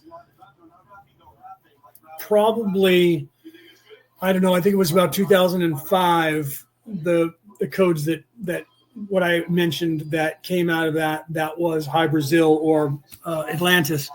And that they said that it was a drone, that they had sent a drone, but they'd been watching us on this earth and studying the people of earth, and that they're returning because of what Peter was talking about going forward in 2025 into 2026, moving forward to 2050 in these increments of activation years, moving into 2030, 2032, 34, 36, 40, and the like, moving forward on this earth up to 2050. Okay. So we're revealing that kind of stuff. That's why I'm talking about this on here today instead of just doing the law of one. So those of you who are turning in to just hear the law of one, you probably get mad. And he's not even talking about the law of one. I'm out of here. That means that this isn't for you guys, because otherwise you would stay around and hear what I'm saying. So it looks like there's only like 4 people or 5 people in here right now anyways, right? So most of the people have already left because I've been talking about this instead of their cherished. Why is he not talking about the law of one? Who the hell does he think he is? Well, I happen to be a representative of the Orion Council of Light down here on Earth, part of the Orion Coalition down here on Earth, the Orion Coalition of Light, people that have come here to this planet to help you to change things back to the way they were in the timeline that was corrupted by what you know as the Anunnaki when they got here trying to take over this world, along with a bunch of other worlds, 22 other worlds in this sector of the Milky Way galaxy. And we've come here to restore order, and they ran from us like scared little puppy dogs, yipping with their tail between their legs when we got here. But the damage that they've done to this place got this place stuck, and now we're fixing it, okay? And we've been hiding and not telling anybody because they were killing us lifetime after lifetime over and over. And so we were hiding, especially in this lifetime, because we're now revealing we're not the only ones. There are many, many, many billions of people on this earth currently who came here to help. And they're starting to reveal themselves to you on this earth. Okay. So for those of you who are here currently that are still here listening to my words and didn't run away because you expected to hear Ra, and how dare he not talk about Ra, because who is he and what is that? Ra is from the same coalition, from the same council that I'm from. Okay, we came from Orion. So when Ra was channeling, Ra was the Orion Council of Light channeling to Carla. I'm part of that Council of Light. Okay, so when I tell you that, for those of you who are just here to hear Ra and me talk about Ra, and you're getting annoyed, I am Ra. We are Ra. Okay? And we've been here trying to help restore the balance that was taken from you. We're not just that group. There are many other groups that are here, coalitions that are here. There are 68% of the population of this earth is not from this earth. Jacqueline, there's another one. Look at Jacqueline Taylor shows up right on cue when we're talking about the reveal and what's going on in the world. Jacqueline, you should be on the show, right? So Jacqueline Taylor, speaking about a wanderer that's showing up. Other people are starting to pop in now. Share this out, guys, right? Fiona, welcome. Jacqueline, I was just revealing some of the information about the different coalitions that are here, that have come to help these people. I remember when I first met Jacqueline, what was that, 8 years ago, 10 years ago? She just told that story when we were on her live in December, where I would say things like I'm saying now, and she's like, we can say that stuff out loud? We can say that? We can talk like that? And I'm like, it's time. Peter's been pushing us for a lot longer than that. Jacqueline, you know that. Trying to tell us it's been time, or it's time for us to start telling people what's going on. So that you're going to hear more and more people revealing the same kind of information that I'm revealing to you right now around the world, that are literally going to start going a part of a group of people that have come here to help rearrange the information on this planet and give back the free will of these people and give you back the balance of what's supposed to be going here. People get caught in this. There is a war between good and evil attitude, and they think that there's some fight and you have to defeat evil. This is an ecosystem, and this is the way that the Creator created this ecosystem, and it's this way throughout all the universes, except for the ones that they've changed variants. But for the most part, third dimensional reality, illusion, is this way. This is the dynamic, the yin and the yang, the Vesica Pisces, the balance of good and evil, vying for control of your mind and the people and your ego and conscience. And the same thing playing out in the physical. So there's no war going on between good and evil, where evil is going to be defeated ultimately because God's going to come down with his wrath in his hand and evil would be wiped from the face of the earth. That's not what that means. You're thinking physicality in a physical war, and you think God's going to come down with angels and destroy the earth and make the new heaven by killing all evil people. It's not what's going to happen. But it's similar to that in a spiritual sense.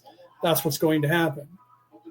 Okay, but there's not going to be this destructive war where a bunch of people are going to die, and then there's no bus being driven by Jesus or anybody else that's going to show up and pluck a billion people, 144,000 out of 8 billion, pluck a bunch of people out of here, and everybody else is going to be left behind. That's not what's going to happen either. That's all lies. Dismiss that. It's all lies. Okay. So you have to realize that, okay? But this is an ecosystem, and you're the one who's supposed to be battling your darkness and looking within you and doing the shadow work and stopping, not listening to your ego and not being in self-serving and being in service to others. Then you can graduate on that side, or being as evil as possible and murdering as many people as you can so that you can graduate on that side. But choosing a side is what you're supposed to do here, and then sticking to that and learning how to ascend on that side is what you're supposed to be doing. And that's been taken from you by these people that in my book, which I'm going to run a commercial for right now because I haven't done a commercial for my book at all since I've been talking, right? I know, Jacqueline. It's good to see you, Jacqueline. You should be here more often. So I'm going to go ahead and run a commercial, pay the bills. Let me run a commercial for my book. Let me find where it's at here. I'm going to run a commercial for my book here so you guys can see that, right? Wait a minute. That's a picture. That's not the commercial. So let me do that real quick, and then you guys can talk in the chat, and I'll look back, and I'll be back right in a second, right? So, what is the reality about reality? Returning to the old ways. It is a comprehensive book about what is really going on here on this planet. It talks about the true spirituality that the controllers who think they own this planet have been keeping from you for thousands of years. It explains to you the knowledge that you gain from the universe itself when you live the way the prophets of the world throughout time told us how to live. Eat right, meditate, take care of yourself, treat others right. All the things they originally told us to do, but the controllers have removed from right in front of our eyes. The way to ascend to heaven. The reality about reality. Returning to the old ways. On sale worldwide online now. Okay. So I'm reading the chat. You guys caught me reading the chat. I was reading the chat all intently right there, and the camera came back on. Okay, so first of all, if you're out there in the world, buy my book. Read my book. You'll get some of this information that I'm giving you now. So you're going to see a lot of people around the world start revealing themselves to you, these different coalitions that have come down here to help. And there's individual peoples that are not part of any coalition who came here, are all born legally, descended into form, born in the body just like everybody else. 68% of the population currently on this earth are not indigenous to this earth. 68%. So there's more of us on this earth than there are of people who are indigenous to this planet. Why? Because we're overwhelming the system so we can put it back in order. We can fix it to where that you guys have the ability to graduate when you're supposed to graduate again by restoring that information. The problem is that Everything that you have around you has been designed to keep you distracted and not know that this is what you have in front of you to do. That you're supposed to learn these things. They're taking it from you by distracting you and keeping you distracted over and over and over again to learn nothing, do nothing, and not upgrade yourself or graduate in any way. Okay. So you don't see it because they take it from you. You don't see it. It's right in front of your eyes, but you don't see it because they distract you with everything. All these applications, all this AI devices, all of our cell phones, television programming, they have programming upon programming upon programming, and all of that is designed so that you never look around. You never get in tune with yourself. You never get in tune with nature. You never even fathom any of that. They're trying to discourage you from having any kind of loving relationship. They're trying to discourage you from any kind of spiritual thought. They're trying to keep you away from everything that will in any way enhance and expand your consciousness. But they can't delete all of us because it's against the rules of engagement in this place by the way the Creator set it up. We're set up on purpose so that they couldn't just take control, lock it down, and turn everybody into slaves. But they can distract you, and then you have the freedom of choice. So if you choose to be distracted by everything, then you'll never graduate. So if you're tired of being here and you're like, get this feeling like I've been here a very, very long time and I want to go home, the only way you're getting out of here is to help fix this place and fix yourself, more importantly. And the only way you're going to do that is to stop living in the flesh, to stop living in the I need power and money and fame and clicks and likes. You need to start looking outside of the physical into the spiritual. That's the only place you're ever going to find happiness. Every prophet and every religion throughout the entire existence of this world has been telling you that over and over and over. But they've been corrupted into religions, and the religions themselves have been corrupted into semantical things of put your ass in the seats and pay us a tithing so that I can walk around with $1 million robe on, with $1 million mitre hat on, and throw water at you and fling poo at you like a monkey, and have you thinking that that's going to get you into heaven, and teaching you that the way to heaven is no longer through Jesus or any prophet, but by putting your butt in a seat so that we can tell you and read you the same scrolls over and over and over. The Christians got that from the Hebrews. We just read you these old scrolls over and over and over and not translate them to you properly and tell you what they actually mean, and give you superficially what they mean only, superficially meaning what they only mean in the flesh. And that is what all the councils were about from the year 100 to the year 1100 or 1200 on this world, was to solidify that knowledge into only physicality, non-spiritual ideology throughout the world. And that's what my book is about. It's about telling you that there's this group of people that have been planning this and having this happen to you on this planet for thousands of years now, where they're not allowing you to learn this information that you're supposed to be able to have access to. And it's right there in front of you. You can do it, but you have to do the work yourself. If you don't do the work yourself, then you can't figure that stuff out, right? So did Tina pop in? And am I not seeing something? Oh, there's Tina. Hi. Yeah. See, didn't have my glasses on. So Chandra's asking a question, and I apologize if there were some of you asking questions and I didn't see it because I stopped reading the chat for a minute there. So I just happened to focus. I was scrolling up, and the first one I saw, Chandra said, do you think that the deja vu is precognition or remembering and repeated past lives? Both. When you start getting deja vu is normal to your expansion of your consciousness. Those of you who are psychic, you and Tina both, and half the people that are here in the audience right now, do psychic work. Almost every one of you that I'm aware of does psychic work. But the progression of waking up spiritually is the first place that you're self-aware is when you become a human. You become self-aware after you become a human after you become self-aware. Then you're veiled, so you don't know anything. You don't know who you are. You don't know who God is. You don't know any of that. And it takes you 7 to 10 lifetimes to then normally 7 to 10 lifetimes currently with the current life expectancy of the current human. Because there was a time when people used to live for 1,000 years, 800 years to 1,000 years, you would only need one lifetime because you were living for 800 to 1,000 years. So it takes about 800 to 1,000 years of life in this illusion and to advance. One of the first things is you start getting deja vus, a lot of them.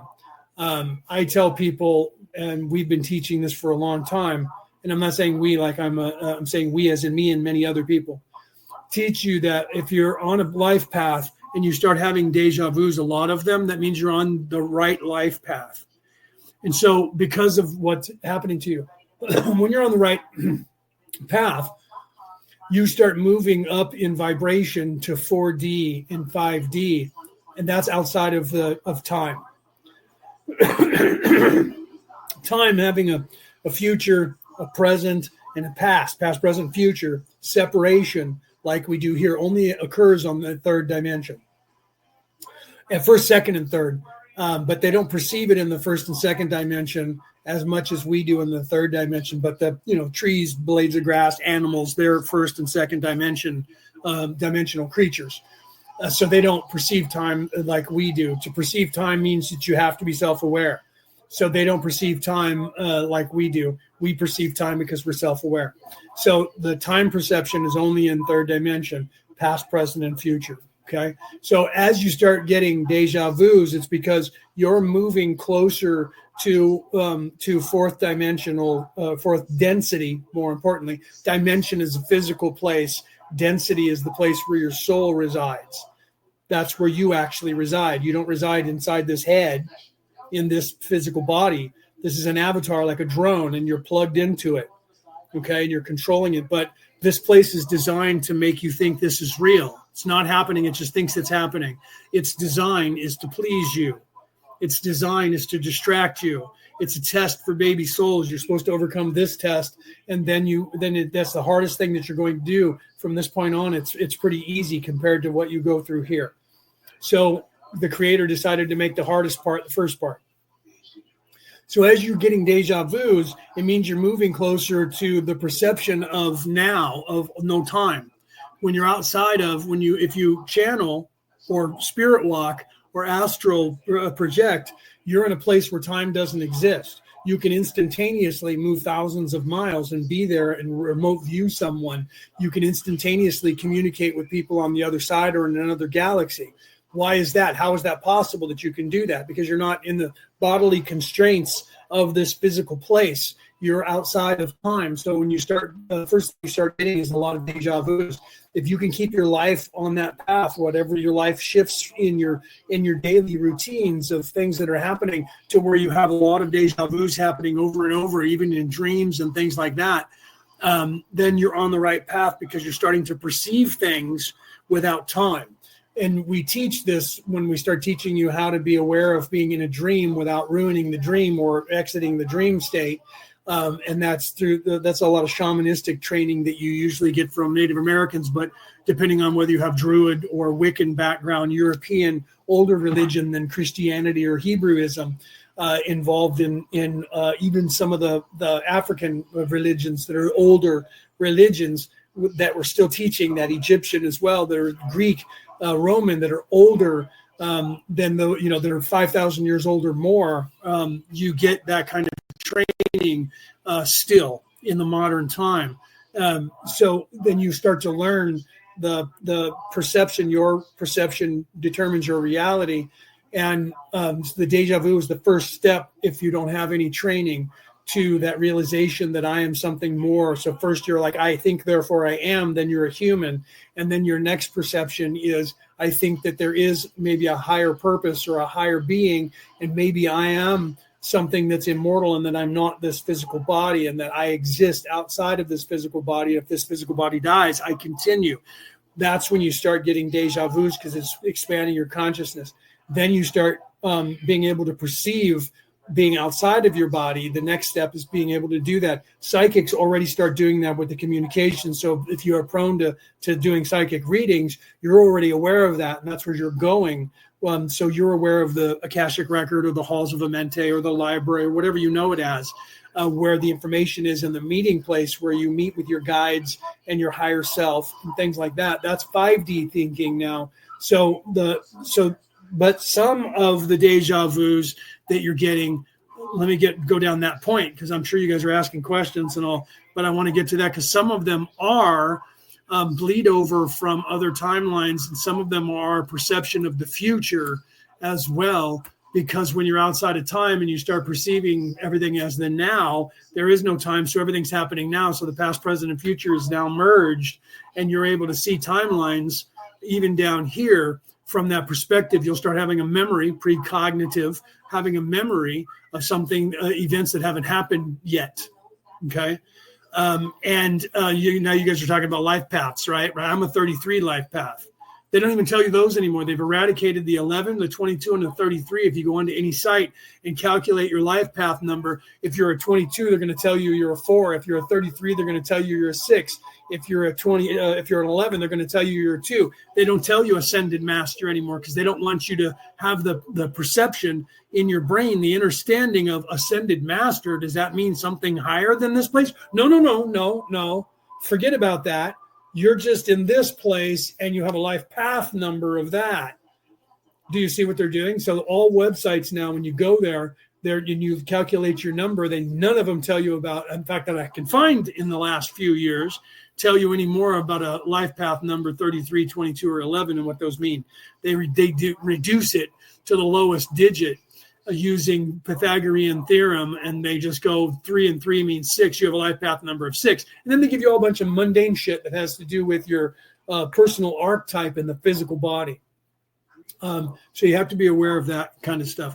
Okay, so as you're expanding your consciousness and you start perceiving these things, then sometimes then you can figure out the difference between whether it's a bleed over, because as we're fixing the timelines here, because the timeline has been messed up when the earth was flipped over on its axis. That's the fall of the human race when man fell.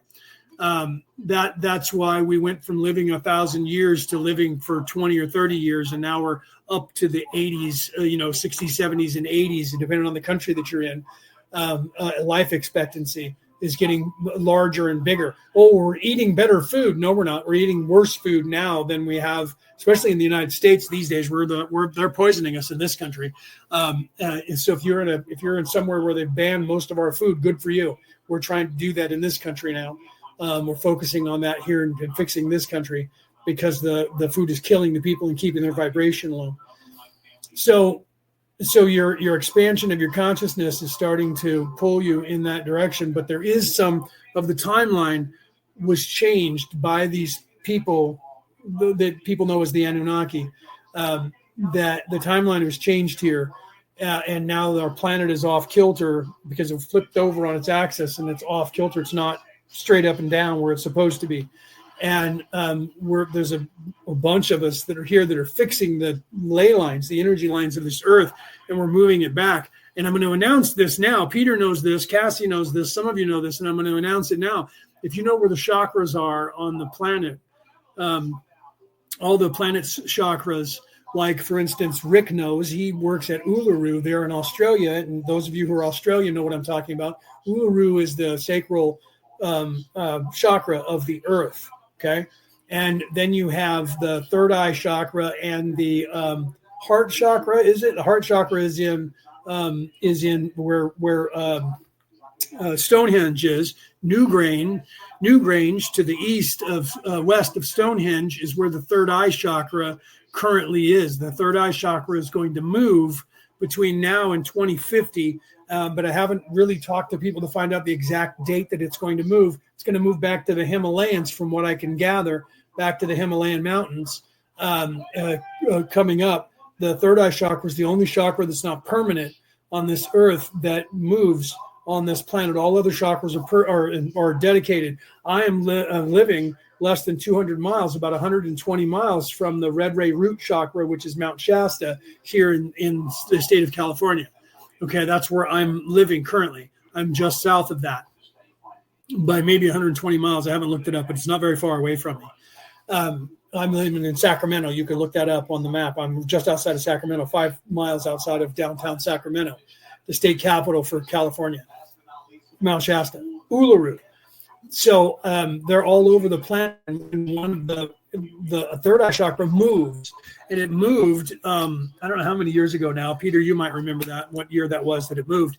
It moved to Newgrange, there in the west of England. So you have two chakras, the heart and the third eye, that are on that island currently, and it's going to move again as we shift the planet and we fix the ley lines of the planet. The third eye is going to relax, and it's right now it's tucked in by the heart to protect itself, and it's going to move and shift, and some people are aware of that.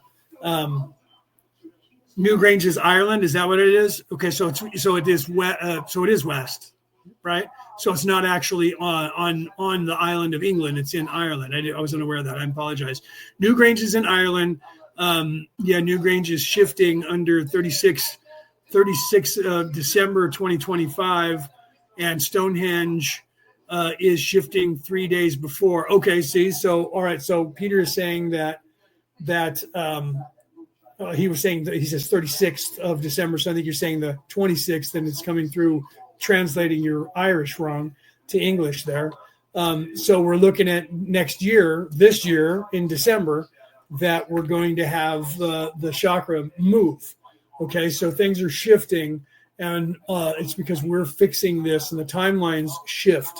Chandra, getting back to that, those are the Mandela effects that are happening around the world, and if you have memory of some of them, it's because you're supposed to. Some people don't perceive the time shifts at all when they happen, and they go, "That's not the thing. That's never happened. I've never heard of that before." But many millions of people have these larger shifts. They have memory, dual memory, one of an older memory and then one of a new memory of the same event that has changed places. Like, for instance, I love to use a few. For example, Disney, if you're older than the age of 35, you might remember that Tinkerbell used to fly up to the screen, come right up to the camera and go boink, and all the fairy dust would spark like she's hitting you with the fairy dust in the nose would spark, and then she would fly away from the screen and then go over and fly over the Disney the castle, and there would be that arc that she would leave behind her as she was flying.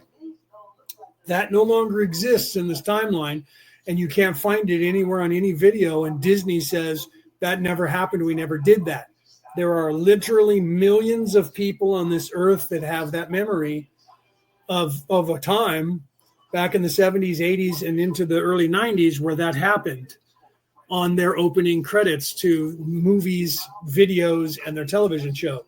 And then one day it was not there anymore. The timeline shifted, and it's no longer, that never happened. No one created that. There's other ones. They call it the Mandela effect because some people remember Nelson Mandela dying in prison. And in this timeline, Nelson Mandela did not die in prison. He got out of prison. And if you remember Nelson Mandela not dying in prison and getting out of prison, you then may or may not remember the name Stephen Biko. Most people don't even remember the name Stephen Biko. Stephen Biko was the guy that was in charge of that movement who got Epstein. He supposedly hung himself in the prison and died. And then Nelson Mandela took over. When he got out of prison, he ended up becoming the president of South Africa, freeing the people and canceling apartheid, ending apartheid. But some people have the memory of Nelson Mandela dying, and there was never a Stephen Biko, and they don't know how apartheid was ended. And then there's other people that remember Nelson Mandela surviving, not dying, and Stephen Biko dying, and Nelson Mandela becoming the president of South Africa. And then there's still other people who remember Nelson Mandela going to prison and getting out of prison, but no Stephen Biko ever existing. I have the memory of all three of those events. I remember Stephen Biko. And most people don't know who that name is when you say that. They just know Nelson Mandela. Okay. And then there's people that go, I thought he was dead. For instance, I was knighted by the Roman Catholic Church. I was knighted on the day that Pope John Paul II, Papa Juan Pablo, died. I was knighted right after they announced his death. And we were excited about that. Sad that he died, but excited to be the only knights who were knighted on the day that he died, because when he became canonized as a saint some point in the future, because we knew he would, that we would be knighted on the day of his feast, because the day of his feast would be celebrated would be the day he died. So up until 6 months ago, he hadn't been canonized yet. And 6 months ago, I found out, or 5 months ago, I found out he was canonized in 2017. And I never heard about that. And I would have heard about that had he been made a saint in 2017, because that's not something that a person who, first of all, is Catholic, second of all, minister, third of all, knighted by the Roman Catholic Church on the day of the man's death, who brought the Knights of Columbus back into the church as an official order, was knighted on the day that he died.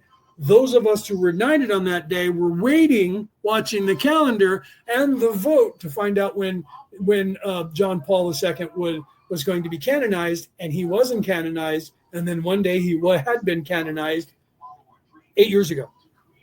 Okay.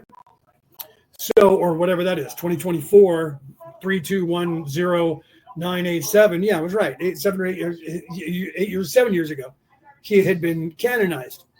I would have remembered that 7 years ago. I haven't been absent. Okay. So there was a timeline shift, and I don't know when that one occurred. But when I discovered it was about like 5 or 6 months ago when I discovered that time shift changed somewhere along the line to where it went backwards to that far back. And my memory, I don't know when that occurred, when the shift changed. I'm sure there's going to be people that know it instantly and could tell me when it happened. Okay. So those are some of the deja vus that you'll run into. Right. Tina says, I remember seeing that. You're talking about the Tinkerbell thing. See? Right. Well, that's because, Tina, if you have that memory, it's because you are, in fact, a wanderer, which means that this is not the first time you've gone through the third dimensional existence. That means you came from a higher plane, from a different place, and you came here with a group of people and lowered your vibration and got put into Tina's body as a baby, like any other soul gets inserted, and you came through here, but you got veiled and mind wiped like everybody else, because that's what you have to happen if you're coming down here legally. Then you hope that you wake up at some point and remember that you're not from here, that you're from somewhere else, and you came here to help these people, right? And you're obviously in service to others, or you wouldn't be doing readings for people and trying to help people psychically, okay? So if you have memory of these big events that wanderers only get to know when these timelines shift, because the other people don't have those memories, and they're like, you guys are all tripping. You're remembering it wrong. Those aren't real. You're just remembering it wrong, and you think it's right. Weird that there's people from all over the world, all walks of life, who have never met one another, who have the exact same memory, and it disappeared at the exact same time. And there's a new memory, and they have memory of both.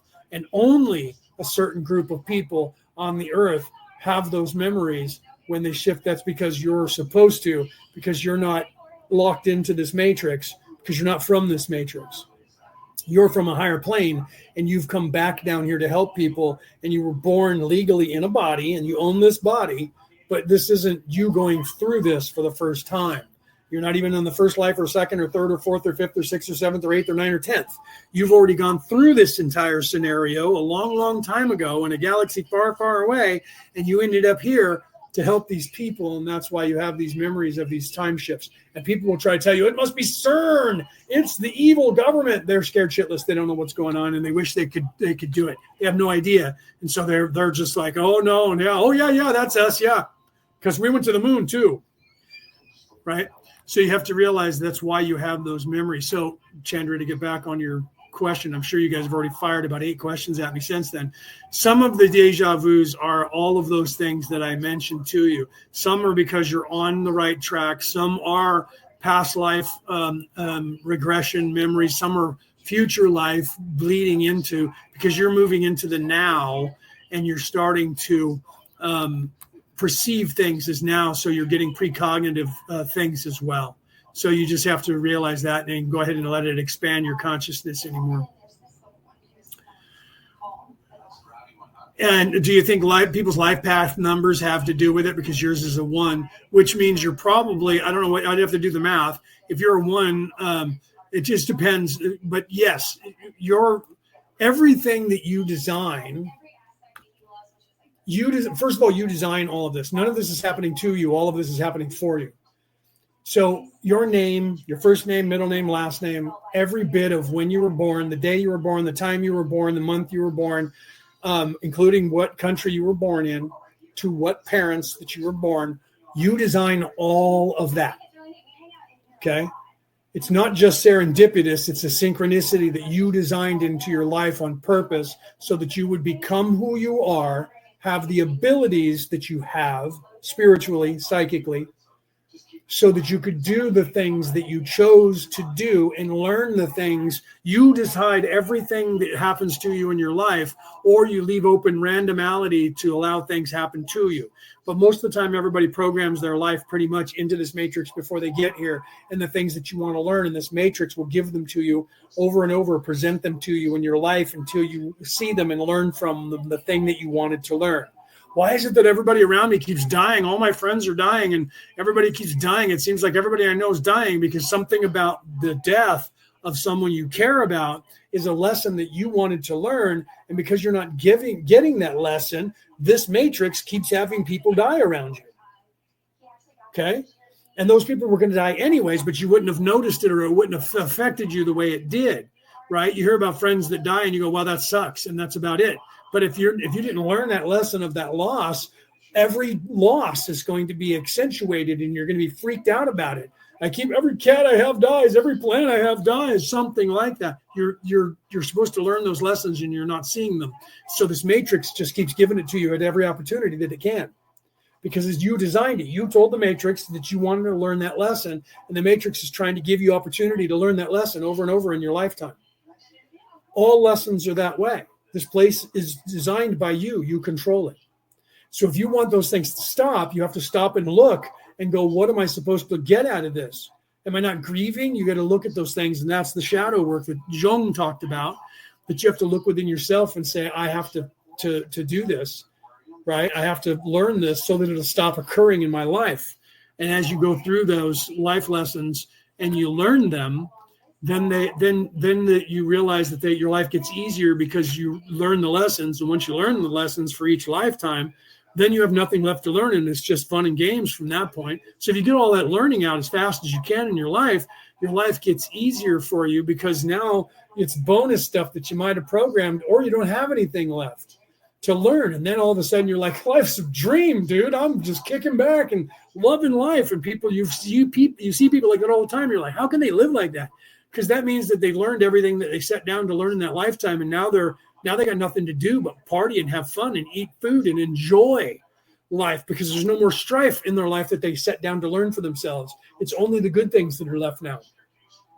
And then the normal things that happen in life. All right, I am going to play raw a little bit right here so you guys don't have just dead air because it's getting dark here and I got to go and close the blinds in the other room and start turning on lights so my mom's not sitting in the dark. Okay, so I am going to play raw. For those of you who were like, why isn't he playing raw? Now you'll get your way 3 hours in or however long I've been on the air here, 2 hours in and on the air. Now you can hear some raw. I'll be right back and then I'll see if you guys had any more questions for me, okay? Point 4 questioner. Can you tell me what caused the instrument to become in a condition toward unconsciousness during the last 2 meditations prior to this one to such an extent that we discontinued them? Ra. I am Ra. We can. 72.5 questioner. Would you please tell me that? Ra. I am Ra. The entity which greets this instrument from the Orion group first attempted to cause the mind/body/spirit complex, which you may call spirit, to leave the physical complex of yellow ray in the deluded belief that it was preparing for the RA contact. You are familiar with this tactic and its consequences. The instrument, with no pause, upon feeling this greeting, called for the grounding within the physical complex by requesting that the hand be held. Thus the greatest aim of the Orion entity was not achieved. However, it discovered that those present were not capable of distinguishing between unconsciousness with the mind/body/spirit intact and the trance state in which the mind/body/spirit complex is not present. Therefore, it applied to the fullest extent the greeting which causes the dizziness and in meditation without protection caused, in this instrument, simple unconsciousness as in what you would call fainting or vertigo. The Orion entity consequently used this tactic to stop the raw contact from having the opportunity to be accomplished. 72.6 questioner. Okay, let me stop that, right? Yeah, Peter's talking about where they burned all the history, right? Yeah, he said it all began with the Nazis when they burned all the books, 5,000 years of history. The Vatican did the same thing. It actually started before that when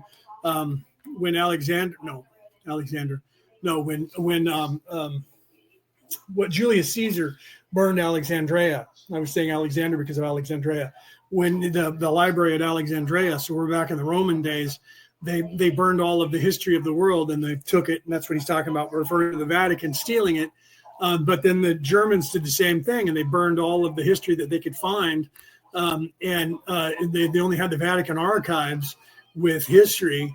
And there's a few countries that have that, the English libraries and the Vatican libraries, where they have the true history of the earth, and then they rewrote stuff. So there's a lot of that went on. I talk about that in my book. If you guys want to take a look at that, that's in there. Just so you know, for those of you who are listening, this is the stuff that I do off air, where I do questions, and I take questions and I give you guys what's going on in the world. And I kind of decided to do it here in this setting today because I'm trying to give those of you around the world the opportunity to hear this and hear the questions. Because if you guys out there on the planet want to start asking questions, I will be getting to that. I do a Zoom call that's off air every Wednesday at 3 p.m. And I'm in there, and I just allow you guys to ask me any questions that you want to ask me about spirituality or what's going on in the world of the universe or whatever. And I give you this information that I have to help you, to guide you, so that you can look within yourself and find your path and start piercing the veil. Because the information that you gain when your ascension is the same, it's universal. So enlightenment is universal. And it only comes from the universe. True enlightenment only comes from the universe. And I'm not the one who made that up. There are other people who said that in history because they knew about it. Okay. But I fixed this life, put it together so that I would be unveiled in this life. And I am completely unveiled. I am not veiled in any way. So I literally, like right now, as I'm talking to you, I am sitting in the Akashic records in the halls of Amente, whatever you want to call it. And I'm literally looking up anything that I want to look up to give to you guys while I'm on the fly. Okay. So I'm existing through this body and talking through this body while I am also there with guides standing around me and access to all the memories of any. I can access anything that I can tell you that would be your information or information about the universe or information about spirituality or whatever.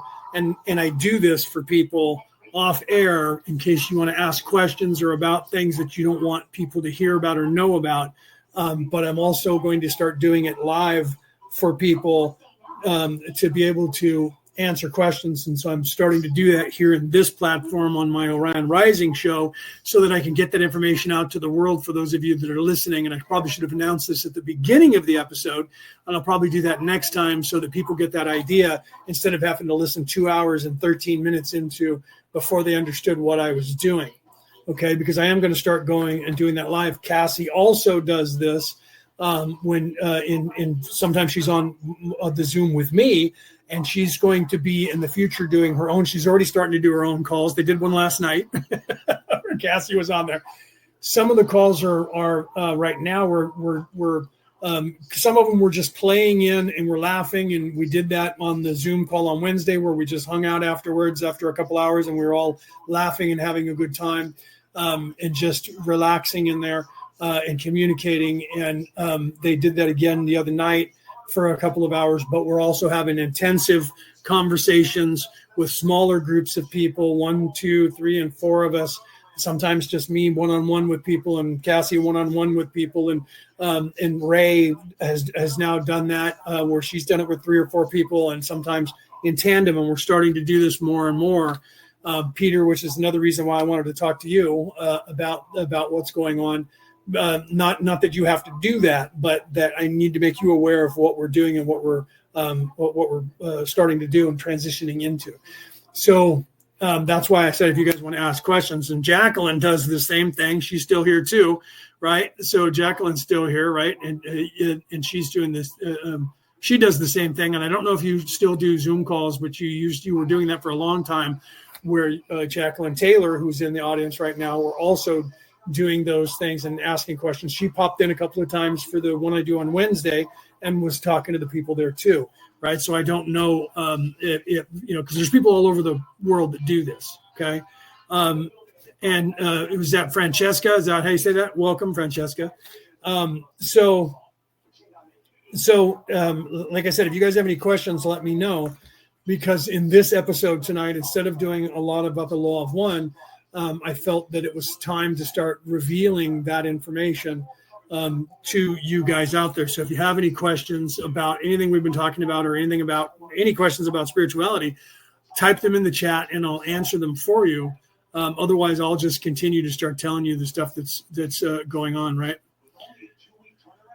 Jacqueline said, I went shopping for the moment. I think you're talking to somebody else, right? So, okay, Rick, you had a question. Prior, you already asked one. I apologize that I missed it. Please ask it again. Rick had a question, and I didn't see it when I was trying to look through the chat for the question. So, Rick, please retype your question for me.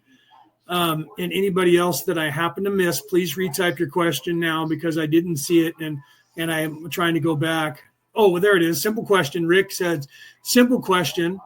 The 26,000 year cycle of the Earth wobble, is that to do with the movement from true north? Except yes. Okay, Rick. Yeah. If that was another question that you had, no, it is that. Okay. So I found your question, and I apologize to anybody else that had a question. Let me get back on that. Okay. So I mentioned it a little bit when I was talking to Chandra about the deja vu stuff, and was getting on to when I was referring to the timeline shifts and this Mandela effect. Okay, when what you know as the Anunnaki, when the Orion Crusaders got here, and they were trying to enslave this planet by taking control of the matrix here. That's their modus operandi. Okay, when they got here, the way things work in this illusion is that if an invading force comes down, it's where you guys get the story of the vampire knocking at the door. You have to invite the vampire in, or the vampire can't come through the door threshold.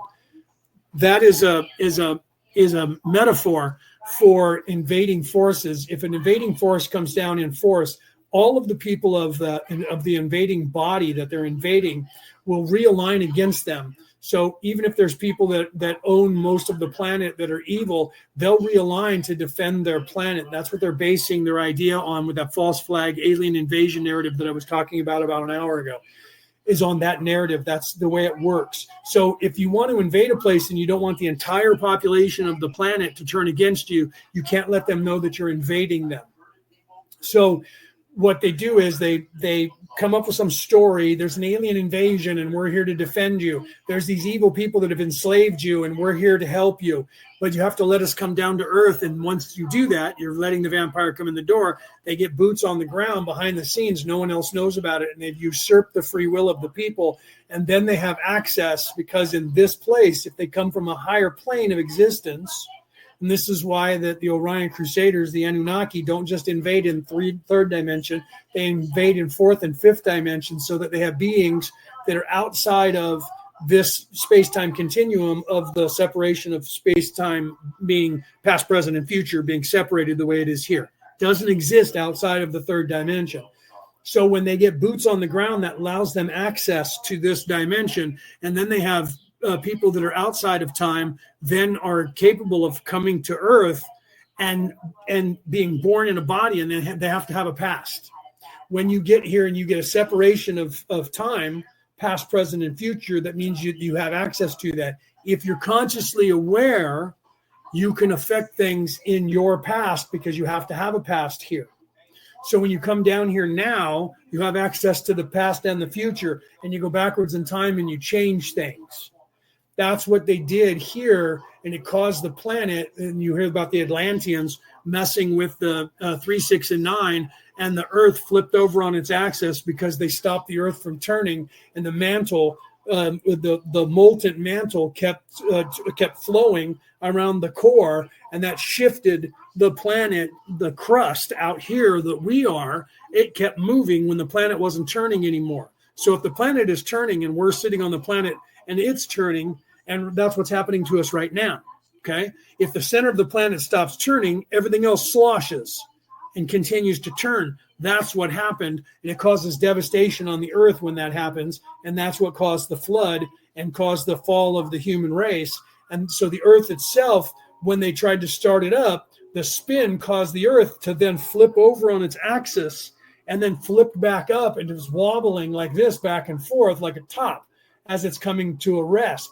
Well, it came to a rest off kilter like this, okay? And it's off kilter like 11 point. It was just a few years ago, it was 11.5 or 11.7 degrees off of plumb, off of dead center up to the top. And that was what caused the humans to go from living 1,000 years to only living to about 35 years of age. And now we've changed that. And the planet is slowly, as it's wobbling, the wobble is getting slower, but it's also shifting back upright. And just in the last 5 years, it's gone from 11.7 degrees to like 11.3 and 0.5 degrees. So it's literally moved that much very quickly.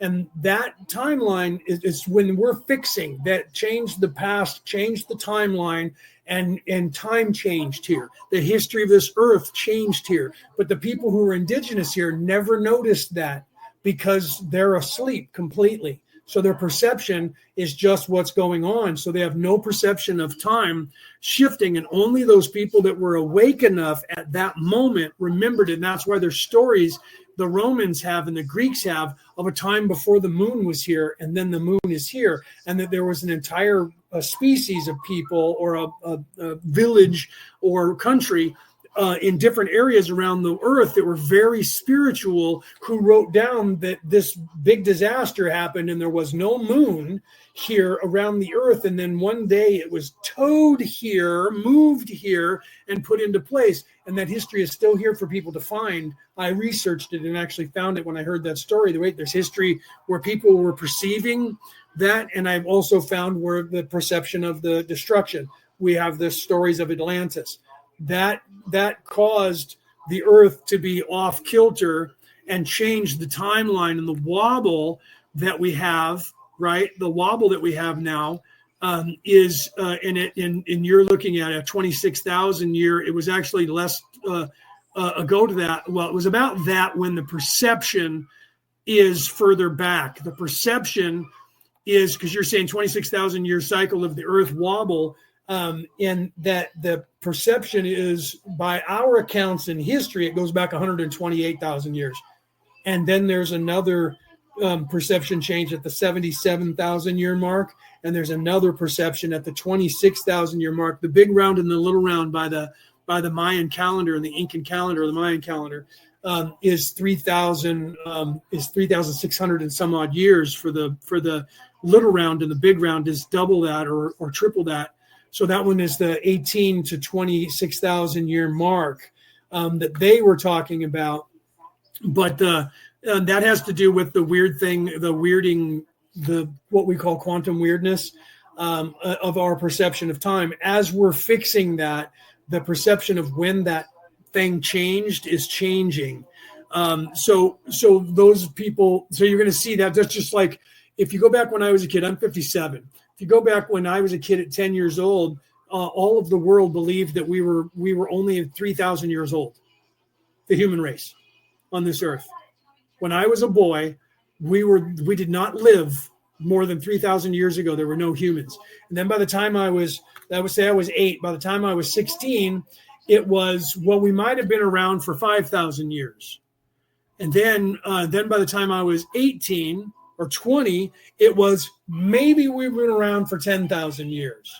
And then come forward in time to when I was 30, it was, well, humans might have been here 12,000 years ago, but that's it. Now, definitively, humans have been here for about 130,000 years. And some people are saying millions of years. We're finding bodies that are mummified that are millions of years old. We're also finding bodies, if you believe some of the stories, that are entombed, that are millions and millions of years old. And when they open the tomb and disturb it, the person that's in there ages. But then they do testing, and some of them are old. There's a few that are almost 1 trillion years old, that are as old as the planet itself. So it's very possible that humans have been on this earth far, far longer than anyone ever imagined. However, there is a shift that's changing as the timeline is changing, and some people are perceiving it and some people aren't. But the wobble is directly related to when the Orion Crusaders got here and the damage they did to the timeline that we're actually rewriting currently. We're literally fixing the Earth and the energy lines of the Earth and shifting them back to where they were supposed to be so that the crust, the planet itself, can put itself back in alignment so that all of the chakras work the right way and the energy of the planet is back to where it's supposed to be, because this Earth, she doesn't understand what's happened and doesn't understand why she's confused and in pain. So Gaia is, we're fixing that. And in doing so, we're changing the harmonics of this Earth and we're fixing the people at the same time. And those people who are indigenous here are never going to perceive it once it's fixed. They won't even know that it happened. They'll argue with you if you have memory of anything that I'm talking about now. When everything shifts back and where all of a sudden everything is back to normal and the utopian society begins, which is the beginning of it, what you're seeing right now, and things are changing, they're just going to attribute it to people made changes and we're tired of the evil people being in control and their reign was done and we fixed that. It had nothing to do with a god and it had nothing to do with any of the people being from another place. And they're just, but that's going to be a small number. That's going to be only the indigenous population. Everyone else, just like me now, is going to say, no, that's not true. There was a difference that you're unaware of that actually happened, which will be the majority of the people that are on the Earth at the time. Okay. But there's going to be those people that are not ready because they're not in any way spiritual and they're going to be asleep and they're going to go, you're crazy. You made that shit up. And all you guys who talk about that, there's something wrong in your brain and you don't know what you're talking about. And everybody that's awake that remembers those events and the changes are just going to stop talking to them about it. And they're just going to go about their lives and they're going to look at one another and they're going to go, that one is sleeping. And that's, you're already probably doing it. Most of you, Rick, I know you're doing it. I know you're doing that. You're already looking at people around you and you're like, wow, they're just asleep and they don't know what's going on. Okay. So if you guys have any other questions, let me know. Okay. I'm going to look again, but if I'm not staring at the chat and then I don't see the questions, and then I apologize if I missed them. Right. Yeah, Dick Van Dyke's going to be 100 years old. Peter says, in this year, there's only 3 people on the planet, 100 years old people. Dick Van Dyke, Dick Van Dyke is going to be 100 years old this year. I hope he makes it because I'd like to see him have his birthday at 100 years of age, right? So, yeah, if you guys have any questions, fire them at me. You're welcome, Rick. If you guys have any questions, fire them at me because otherwise I'm looking up the chat to see if you guys had any other questions. I've always said that we have been around for millions of years with the dinosaurs. Yeah, how is it that we knew about the dinosaurs and called them dragons, and we knew about them and we knew what they looked like? People were drawing them, not just the bones. They were drawing what they looked like. How is it that we humans could perceive that if the dinosaurs have been dead for 1 million years or more and we were never here? Because we would only find their bones because they've been in the ground. There's no skin left. So how would we know what they look like to draw them and be so accurate? We find cave drawings, and then when we find them and we use forensics with our computers to figure out what they look like, these people were able to look at the bones. Did they don't say they dug up the bones of something and then realized what it was and drew that. They drew it, and they're showing people interacting with that thing. Oh, well, that was just their imagination. Weird that they were drawing the same mastodons that were actually on this earth through their imagination, right? That means they had to have seen them. They had to have seen them. So we were here with dinosaurs. We were here a lot longer than we thought we were here, right? And, right, dragons. And we were here. Dragons used to be here. Dragons are a different story. Dragons, a lot of people say that dragons were just dinosaurs, right? Because the dinosaurs were big, so therefore they were dragons. Well, weirdly, all the dragons, European dragons, Asian dragons, they flew. So why would they invent dragons that only fly, some of which are just slithering snakes and others had wings, and yet none of those big mastodons, none of those big dinosaurs that were walking the earth flew or had wings? So how is it that they had this other dinosaur, if it was in fact a dinosaur that doesn't look like any of the dinosaurs that walked, and they claimed that and the face is almost identical, even with the Asian dragons and the European dragons, even though the bodies were different, the faces were almost identical, and neither of those faces are on any dinosaur that we've ever found. So how is it possible that they both, in all countries, drew the same dragon face on that doesn't exist in any animal that we have found for any actual dinosaur that we've ever found on the earth, and all of them flew? And out of all the things, the biggest things that we found bones from that fly are the big pterodactyls, which don't look anything, had a long beak and a point on the back of their head. Okay. So how is that possible? Unless there was these things and we don't have any of their bones. Well, then they didn't exist because there's no empirical evidence. Just because we don't have their bones doesn't mean they didn't exist, doesn't mean that they were not here. Okay, because I know for a fact that dragons exist. They don't exist in this realm right now, but they do coincide with this realm outside of this vibration. Okay, and I know that for a fact. So that'll freak some people out, right? And some people get mad on that.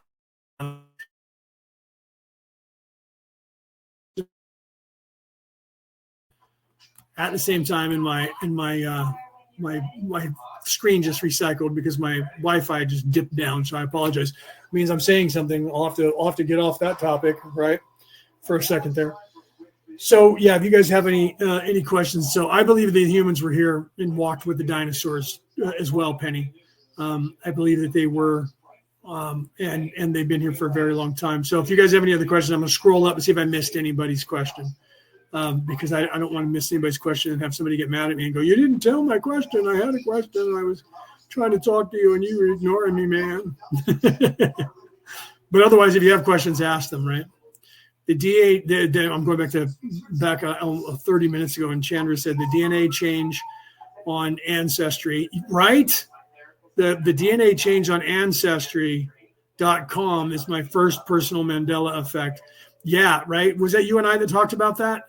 Where they changed, where you did your DNA and you looked at it, and then all of a sudden, that once they got it away from the Mormons, right? The Mormons were owned Ancestry.com and 23andMe, and it was bought by Google, I think, or Bill Gates. Either way, the deep state got a hold of that website. Everybody's DNA changed. I haven't looked at mine since then. I know what mine said when I did it 8 years ago before the Mormons sold it to the deep state.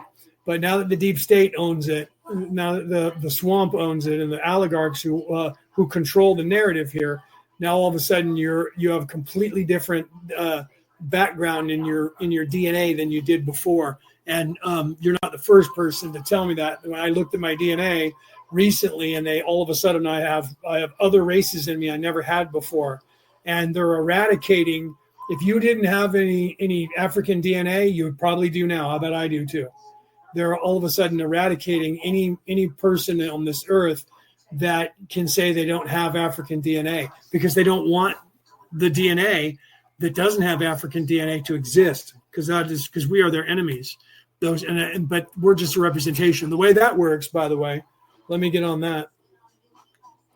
The way that works, right? Yeah, that was Chandra when we were talking that said that, right?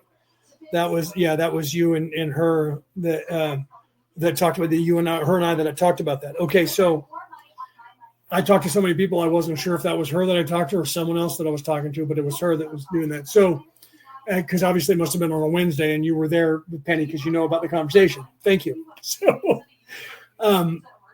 So, what was I going to talk about before I looked down and saw that? So, the way things work, as far as the DNA that's on the earth, everyone's like, "Oh no, aliens came down here and seeded us." There's some truth in that lie. It wasn't that somebody came down here and played with our DNA and gave us the DNA from this. Again, when people come here, race of being comes here. When enough of you come here, you have to have a representation in the physical of the spiritual, as above, so below, right? As below, so above, as within, so without. So it's the way the ecosystem works. So when you come down to a planet and you see the races that are on the planet, for those of you who are awake, you know where the people are, the souls who are there on the planet occupying those bodies, not necessarily the soul of each individual body. You don't stay in that physical body, but it's a representation on that planet. It's the way the ecosystem works for people who come from a higher plane to know what planet people are from that are there. Because some people will design their lives and want to go to, say, Earth to help out, and they get there and go, oh, no, I can't be down here. Those people are really, really bad, and this is going to be really, really hard, and I don't want to be a part of this ecosystem. So they see who's down here in the physical or who's down here in the spiritual, and sometimes they'll go, I don't like the dynamic of those people because the last time I had interaction with them, it was really bad, and I don't want to go down there. So when those of us got here to help, there was a representation of our DNA that cropped up on this planet. Science has now proven that the people who have the Rh negative factor, specifically type O negative on this Earth, has only been here for 10,000 years by the perception of time here. They can't find anybody before that on this Earth anywhere, so they don't know how that DNA got here. So that plays into the narrative that they don't want you to believe. First of all, there are no aliens. But then when you go, well, where did this DNA come from? Science says it's only been here 10,000 years. All of a sudden they believe in aliens. The same people who will tell you there is no God and there is no aliens will all of a sudden go, well, it's possible that it was an alien species that came down here and joined the people on Earth. But that doesn't mean that only people who have type O negative or type O DNA or the Rh negative factor, that all of those people on the Earth are from another place, because that doesn't matter. It's in the gene pool now, and people can be born in any body that they come in at and they design. So it's there for anyone. I just happen to have come in with this DNA on purpose when I designed this life, so that I would make sure that everything had to be perfect for me so that I could come in unveiled. So because where I came from, before I came here, I was a Viking Celt. I came down here as a Viking Celt in this life. It's also the reason why my name was Leonard Edward O'Neill, Leo, Leo, and I was born in on the 13-month calendar, the true calendar of this Earth. I am a Leo, right? And then when I went to go get baptized, not telling anybody that, I went to go get baptized. I chose Gabriel to get baptized, and the nun said that I needed to be baptized Leo because he was the patron saint of the Word of God, the spoken word. She said that. I wasn't doing this then. This is back in 2002, 2004, 2002. So I wasn't doing this yet. I wasn't revealing myself to the world, but somehow Moira McPherson, the nun that I was working with at the time, knew something about me. So she must have been far more awake than she pretended to be, which was what I was doing at that time as well. She said, no, he needs to be Leo. So when I got baptized, I was baptized with both Gabriel and Leo. Because Gabriel, Archangel Gabriel, and I had an older brother who died at 6 months old of pneumonia, whose name was Gabriel. So I chose Gabriel to be baptized, and she said, we're adding Leo, and told the priest. She told me that, you need Leo. And I was like, well, I want Gabriel. Well, she added it. So I was baptized with both. She was adamant about that. And the day I was baptized, I got both those names. So my Christian name is Leonard Edward Gabriel Leo O'Neill. Because of that. And now I understand why she would, but I wasn't thinking about that at the time. And when she did it, I was like, there is a reason for that. And then it became more apparent when I thought about when I asked her, what is Leo? And she told me, and I was like, well, that makes perfect sense. But how do you know about that? So you have to realize that too. So there's representation down here, but that doesn't mean that somebody who's Japanese is not of that race, or somebody that has a AB positive or a B positive DNA, blood type, doesn't mean that they're not from a different place.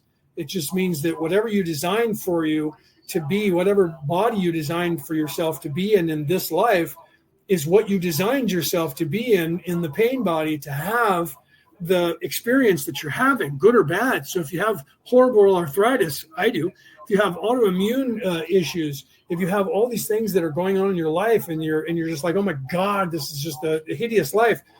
You chose this. This doesn't randomly happen. People think that until they realize when you die and you go to the place of healing and then the place of reflecting, you're designing your life. But then when you come back in and you get born in your next life, veiled again, so you don't remember that. Why is that? It's designed that way as an ecosystem so that you can have this organic experience that you're having down here. And you have to have it without knowing that you're an immortal soul until you learn that. Because there was a time before the veiling, and God created this, the creator of the universe created this, and then realized his creation was lazy. He gave everybody the ability to be lazy. So the creator went, I'm lazy. I created this and I created them and I gave them free will, but I didn't give them, I didn't mind wipe them. So they all knew who they were. And they were sitting around going, yeah, man, we'll get there, dude. They became surfer dudes. No, it's all cool, man. You're God. I'm God. They're God. We're all God, bruh. So we'll get there, man, when we get there. And nothing was happening fast enough. And so then the creator said, so it's got to be a new scenario. Okay, somebody come up with a new scenario. Let's figure this out. So the creator came up with a new scenario of the only way this is going to work is they have to have no memory. And then we have to have something that's going to drive them forward so they don't stay lazy. Chaos was invented. Evil was invented. And then the free choice to choose from what to what. And the creator created that and experimented with that and liked it. Drives people to move faster and then adds an entirely new experience pool, the evil side.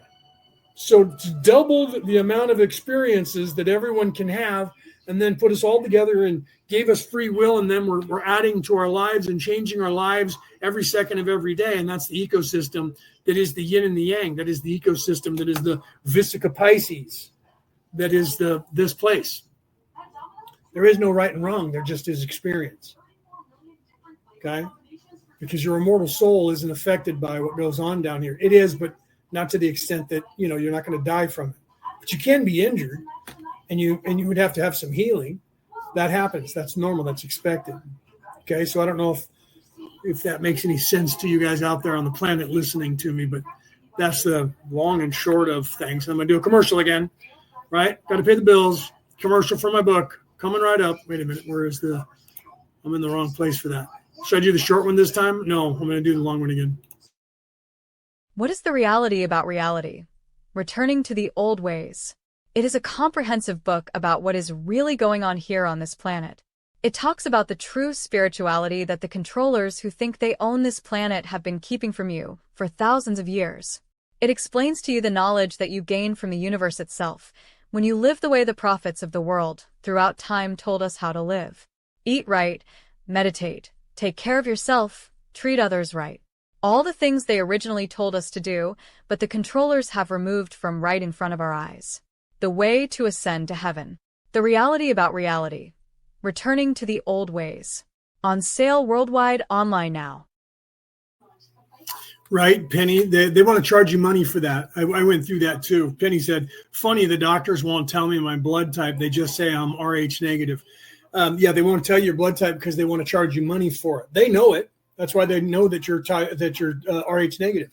But they're not going to tell you unless you ask them. And then they're like, well, we have to bill your medical for that. And then they'll just go in your records and look it up, but they'll charge your medical $1,000, a couple $1,000 where they'll make money off of you. So if you've been married, I don't know about what state you're in, but in the state of California, you have to get a blood test so they know what your DNA is. They tell you, this is where the lie is. They tell you, well, we're just wanting to make sure that you're not brother and sister, you're not too close. The truth is they want to know your DNA. And there's a reason for it, because if you have the negative Rh negative factor, specifically if you're type O negative, but if you have the Rh negative factor and you're being a female and your husband is not, and he's got the Rh positive, and then they have to make sure they give you a medicine so that your body doesn't try and kill the fetus if you have a child with somebody who's not the Rh negative factor, your body will try to reject the child if it comes with the same DNA that your husband has or the baby daddy. The other way around, if your baby daddy is Rh negative and you get pregnant and you're Rh positive and the child is Rh negative, the fetus will try to kill you, because that DNA is a superior DNA that does not like to mix with the other DNA. Okay, that's why people with the Rh negative factor, especially like type O and type O negative, I'm type O negative. Most of my family's type O negative. We can donate blood to everybody on the face of the earth, but I can only take type O or type O negative blood. But I can give blood to everybody else. Okay, so that's why they actually do that test, not just so many people are traveling the world these days. We just want to make sure you're not related. That's not true. That's not why they're doing it. That's a lie. They're doing it because they're trying to track, and they've been trying to track that DNA since they discovered it, and they're trying to figure out where it came from and who has it, because they know that that is a thing, and they know that people who have the Rh negative factor are spiritually more spiritual, and they're more inclined to have higher IQs, and they're more inclined to have many psychic abilities. I know this because when I was 11 years of age, the government came to my school and tested like only 30 of us in the entire school. And I was one of the special kids that got pulled out of class to go and do all these tests, which I still remember to this day. And they were all cognitive tests, reasoning tests, whether or not I had mechanical skills. They were basically physically taking an IQ test without asking the IQ questions, because the IQ questions are questions that are designed just for Ivy League people to test with a higher IQ than all the other people, to make them think they're smarter. And that's been proven. When you take those questions, if you take those questions and you haven't had the Ivy League education, you're not going to test high as as someone else who's part of the elites on this earth. And they've proven that, because they took the questions and they rewrote the questions in the context of people who lived in Compton. Okay, so the poor black kids, and they gave them questions that were just as difficult, but they were in terms that they could relate to. And when they tested the poor black kids, they were testing higher on the same rate as geniuses as the other kids. And when they took the other kids who tested as geniuses from the other test and gave them that test, they tested stupid, and they weren't a genius anymore. And it was literally just the context of the questions that they're asking you and the references that you've never learned in there. Like, nobody in the city knows what a woodchuck is. And that was a famous question. How much wood could a woodchuck chuck if a woodchuck could chuck wood? If you don't live in an area where a woodchuck is, you have no idea what that reference even means. You can't answer that question. How can you answer a question that you have no reference to? Okay, you can't answer that question because you don't instinctively, if you're smart, automatically know what all the animals are on this earth. Okay, that'd be like me. Some people see a cobra and don't even know what it is. Why? They've never seen a cobra in their entire life. I just watched a person on Jeopardy not know what the visual was of a cobra and said rattlesnake, because they never saw the wings of a cobra sitting up looking at somebody before, and they got the question wrong because they obviously had never seen a cobra in their lives. Cobras are not indigenous to the North American continent. Cobras are indigenous to the Middle East. Okay, that's just like a rattlesnake. If you've never been in Arizona, New Mexico, the south of the United States, in the desert region of the United States, you have no idea what a rattlesnake is, and you don't know that out of all the most deadly snakes on the face of the earth, the top 3 out of the top 4 are in the states of Arizona, New Mexico, and Texas. 3 deadliest snakes on the face of the earth are in that region of the world. I know that because I lived there. And I was like, well, we got a deadly rattlesnake. And somebody said, we have 3 deadly rattlesnakes here. We have 3 of the top 4 deadliest snakes in this area. I was like, what? And I Googled that and I was like, wow. Okay. So if you've never lived here and you live in South America, you don't know what a rattlesnake is. Okay. So you can't test high. And so my point of all that is, they're not telling you what your blood type is because they don't want you to know it, because they don't want to help you. They want to charge you money for it. And then if you learn it, so if you've ever gotten married, someone knows your blood type, and it's usually on your in your records, where you got married. If you still know those people, it's in that records because you had to get a blood type test for that. I had forgotten I did that when I got married the first time. I had to get a blood test. I was 22 years old, and I found out then that I was type O negative, and then forgot about it. And then 8 years ago, I'm like, I need to test my blood. You could buy a kit, by the way. Penny, you could buy a kit online that costs you about $25. And you just read it, and you just prick your finger and put blood drops in these 4 little round circles, and then drop this chemical that comes with it in that circle, and then sit there and watch it. And after a few minutes, it'll change, and they have a little chart that you put there, and it'll tell you what your blood type is. And it's actually a legitimate one that you can get that is very accurate. But they'll still say in the hospitals, no, we need to have your blood tested, because they want to charge whoever your medical provider is, they want to charge them like whatever it is that they get, a couple $1,000s that they get for it. But you can look that up. If they already know that you're a Rh negative, then that means you don't have any African DNA. So, but I don't know if you're type O or if because you could be A or B or O, and I think AB. You can be almost anything with the negative these days, because the people originally were type O negative that came here, that DNA representation, and they've bred now with a bunch of people, and it's intermingled with a bunch of people in the DNA and changed the DNA pool, so that now there's people from all blood types that are, that have the negative factor, which didn't, a couple thousand years ago, they didn't. And the epicenter of that blood type, by the way, is the west coast of Spain, is the current west coast of Spain. There's a city there where like 10% of the population is type O negative. In that one city, it's like 85 or 90% of the population of the people there are type O negative. In that region of Spain, and they believe that was the 0 point. The representation happened in that place 10,000 years ago, and has expanded out to the rest of the world since then. Crazily, they don't know exactly where they came from. Okay, so Brooke, welcome, Brooke. Brooke said, "Hello again, family." Right? She said, "Our babies all get tested at birth. I'm O neg. Brooke is O negative, and because of this, I had to get a vax so that my body would." Didn't attack the babies if they were not, right? And yeah, I'm no monkey, right? Yeah. So that was actually a Reese. The Reese monkey is the where that comes from. The Rh factor was in the Reese monkey. That was another question in that same category on Jeopardy just last night or the night before. I think it was last night. There was a broadcast here in the United States, and I was laughing about it. And it was like the Reese monkey, and they were talking about that. And then, so you have to get over here. We don't. It's not a vaccination over here. It's a medication, a pill that the women have to take, so that either the child doesn't kill them or they don't kill the child, because that DNA is superior. It does not want to breed with the other DNAs.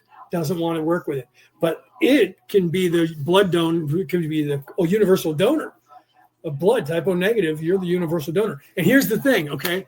10% of the population only is type O negative or Rh negative, and literally most of you in this audience currently are Rh negative or type O negative.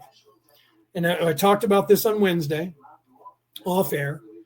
And people are like, how is that possible? It's because the people, wanderers find each other, okay? And a lot of wanderers in this life came through specifically to end up being in that bloodline to help them wake up faster.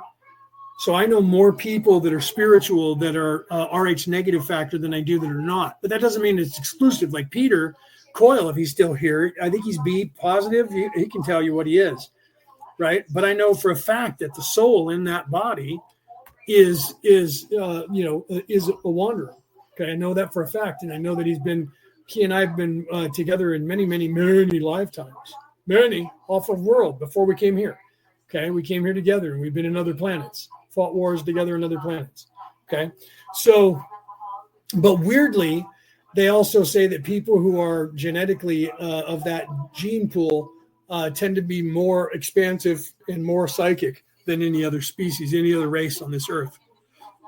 And if you look at all the European people, because it's primarily came from Europe, if you look at all the European people that are of that type O and type O negative, you'll find that they were all, and still to this day, even if they're half asleep or even if they're asleep and they're here for third or fourth time, but they came through in that type of body, you're going to find that they're far more spiritual and they're far more prone to psychic abilities and magic, right? So science has been tracking that, and I know that because they come and look for us. When I was 11, they came, and everybody that was taken out of the classes, and it wasn't because my town was full of only white people, but the ones that were taken out of the classes all seemed to be European in descent. There was nobody from any other race that was taken out of the class. And I didn't know everybody else. I only knew one other person that went through the testing with me. And I found out later when I was 18 that he had joined them because I was here in the state of California still. And I was down here at the military base where there was a air show, and the Blue Angels and the Canadian Snowbirds were there that weekend to do the stuff. And my father and I decided to drive our motorcycles up, go to the military base to watch that. And as it was so hot that we took our helmets off, but there was no helmet law in this state yet, but on the military bases, there was already a helmet law, and we had our helmets off, and we got pulled over by the MPs, and they made us put our helmets back on. So when we got away from the MPs, we took them off again. So because of that, we were driving into a hangar where they had all the motorcycles parked, and the cars were in a parking lot, but the motorcycles went in the hangar. And as I was driving in the hangar, one of the airmen who was working there in the military saw me and recognized me. We were friends in school at 11 years of age, and he disappeared, and I didn't see him after that. And he was tested the same time I was. And after that, a few days after I was tested, the military showed up, the Air Force showed up with my father, who they went and got from his job and brought him there, and went and had somebody get me from my class and take me over to the principal's office, where the principal was now out in the other room, and the military was interviewing me and offering me a job at 11 years of age to become a military officer and join their junior military academy and work for the deep state at 11 years of age. And apparently they did the same thing to him, because when I got off the motorcycle, he came running up to me in a lieutenant's Air Force lieutenant outfit and looked at me and said, "Wow, dude, look at you." I was like, look at you. He says, "You should have said yes. Do you remember when we were tested as kids? You should have said yes." I can't say anything more. Then people saw that he was talking to me, and they were like, "Hey, what are you doing over there? Knock that off. Stop talking to those people. Get back over here." And he was like, "I got to go. You should have said yes." I never saw him again. Okay, so he went to work for the deep state. And he was in the military, and he was 18, and he was a captain then, or a second lieutenant. I don't remember. I think he was a captain almost. I think he was a captain then. No, he was a lieutenant. He was a lieutenant. So he was a lieutenant already. Out of basic training, he was a lieutenant, just like they told me I would be. As soon as I turned 18, I would be fast tracked through basic training, and I'd be a lieutenant. He was a lieutenant, and I was 18 at the time. Okay, so they are tracking that DNA, and then they test you. And if you're a wanderer, and you're not awake, they try to get you to be in service to self and join their team and do this stuff. Okay. Right. So everybody gets tested at birth in Australia. So I think they get tested here too, but they just don't tell people. I believe that everybody gets tested at birth here in the United States too, but because somehow they knew about me.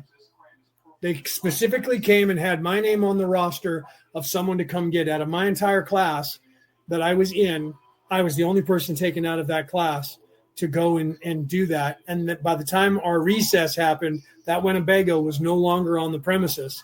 And I don't know if it showed up other days or not, but nobody else in the school ever talked about being tested. But I was out there with like 30 some odd kids, and we were lined up, and we all went in there, and there were cubicles set up in this Winnebago all the way around. And you went from cubicle to cubicle to cubicle to cubicle to cubicle, and you had a person assigned to you in a lab coat and a clipboard, and you were only to talk to them, but not out loud. You were to whisper in their ear, and they would talk to your ear so no one else heard. And you sat down and put on headphones, and there was something to do in that cubicle that you were in, and you followed the instructions in your ears, and it told you what to do, and then you did the best you could, and the person stood literally behind you with a clipboard writing stuff down. And then when you finished, you took off the headset, and you moved to the next cubicle.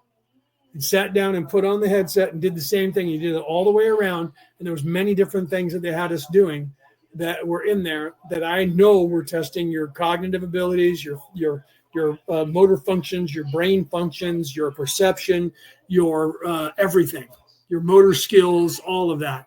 It was physical, visual, hearing. It was all this different things, different tasks that you had to do. How well did you know how to do these things? How well did you follow instructions? How quickly could you figure out puzzles? All of that stuff, right? And then they started recruiting. Okay, so how did they identify those people? They knew about it somehow. I was 11 years old, and they had identified me as a candidate for to go at 11 years old of age to be recruited to go into the deep state of the United States of America. Okay. And I said, no. I'm still pissed about how much fluoride is in our water. We're trying to ban it here in this country. Donald Trump becomes the president on the 20th, and he's trying to get Robert Kennedy Jr. to be in charge of the health of America. And one of the things that they're wanting to do is to ban fluoride from the United States. Already banned in the UK. I don't think, if Peter's still here, I don't think it's in the UK anymore. I think they've already banned. I know it's in the UK, but I don't know about Ireland. But yeah, so yeah, you guys got to change that, right? So fluoride in our water making us blocked. You have to just filter it out. You can filter it out. We have filters over here that you can filter it out. For the last 2 weeks, I have had only had fluoride-free water and toothpaste, and I can feel the third eye breaking open. Yes, I get toothpaste that has no fluoride, and I have a filter that I put in a pitcher that filters things, but it also filters the fluoride out. So that I don't have any fluoride in my water, and I don't have any fluoride in my toothpaste. Because of that, I also don't use aluminum. I use aluminum-free deodorant as well, so that the aluminum doesn't collect in my brain. My mother has problems with that now because of everybody her age does, and everybody in America is going to have Alzheimer's if they don't change the way they eat and the things that they have in their body. So you just got to vote the people out of office that are in office and change the laws. Your people will eventually get tired of it and do it. Everyone else is doing it around the world now. So eventually Australia will do the same thing. When Canada is called for Justin Trudeau to step down, you guys are usually more advanced than Canada, because Canada is the weakest individuals on the face of the earth. No offense to you Canadians. Some of you aren't that, but we laugh at you here, and you hate us Americans because we're so arrogant, but we look at you guys and go, we wouldn't put up with this shit up there. We didn't put up with it here, and we haven't. You guys stand up to those people. So I say congratulations that you forced Justin Trudeau to step down. Now you need to vote with your minds, and you need to vote the progressives out of power, and you need to put better people in power until we can figure this whole thing out, until you can do that.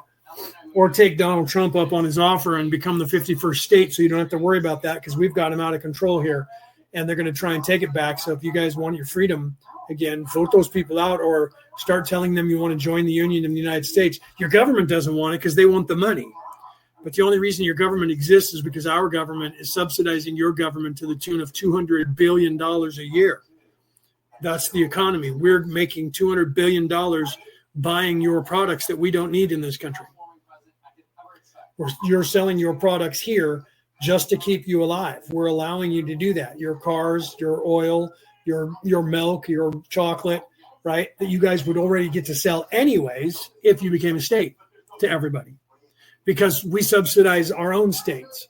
We make sure that we import stuff from the East Coast out here to the West Coast, their products, and we give them our products to make sure that we keep the money going, to keep the country going, okay? So people in New York get California milk, and we get milk from Arizona, and we get, you know what I mean? We grow fruit and nuts out here, and we ship those back east where they can't grow those, and they give us products here, and that's how it works, right? So the same thing would work with you guys, which is what we're now doing for you as a sovereign nation.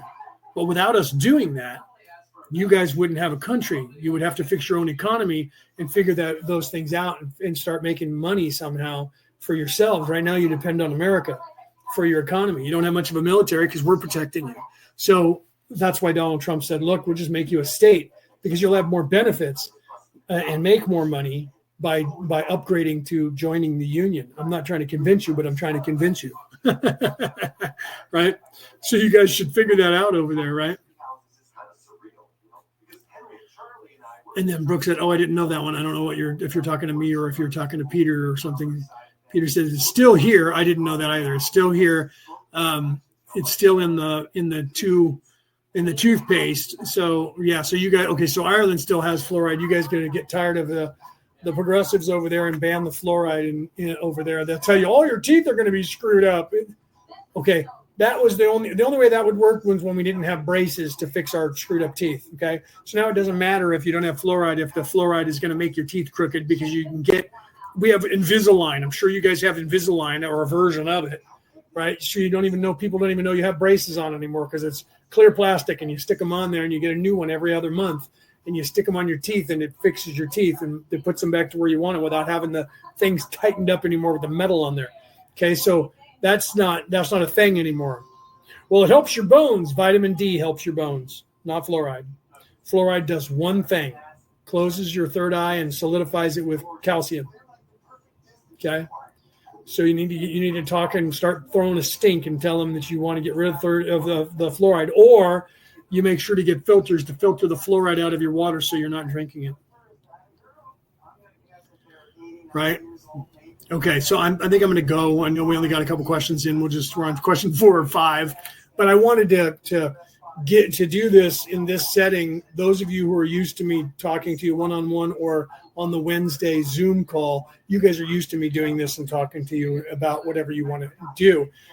That's why a lot of you are just asking questions. Those of you around the world, if you're still here or you listen this long and you hear this, I do this off camera. If you want to ask questions, contact me either on Messenger or on Facebook or on YouTube or wherever you listen to me.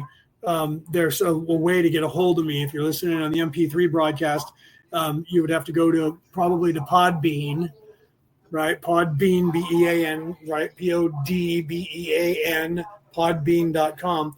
Go to orionrising.com/podbean.com.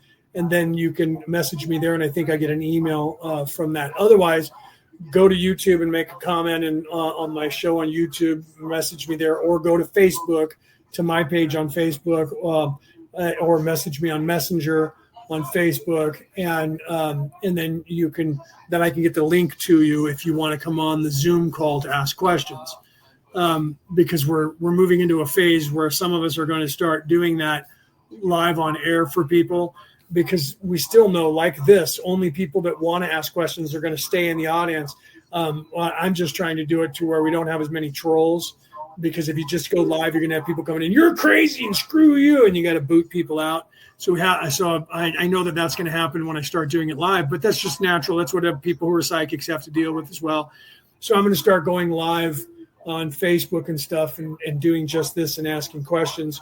But I wanted to start it in the setting of the Zoom call so that you guys could be a little bit more personal and have visuals instead of just audio, to where you can see me and I can see you, and then we can have that. And at least in Zoom, you can press a button, raise your hand, and I won't not see the chat like here. That's why I like that platform better for that setting.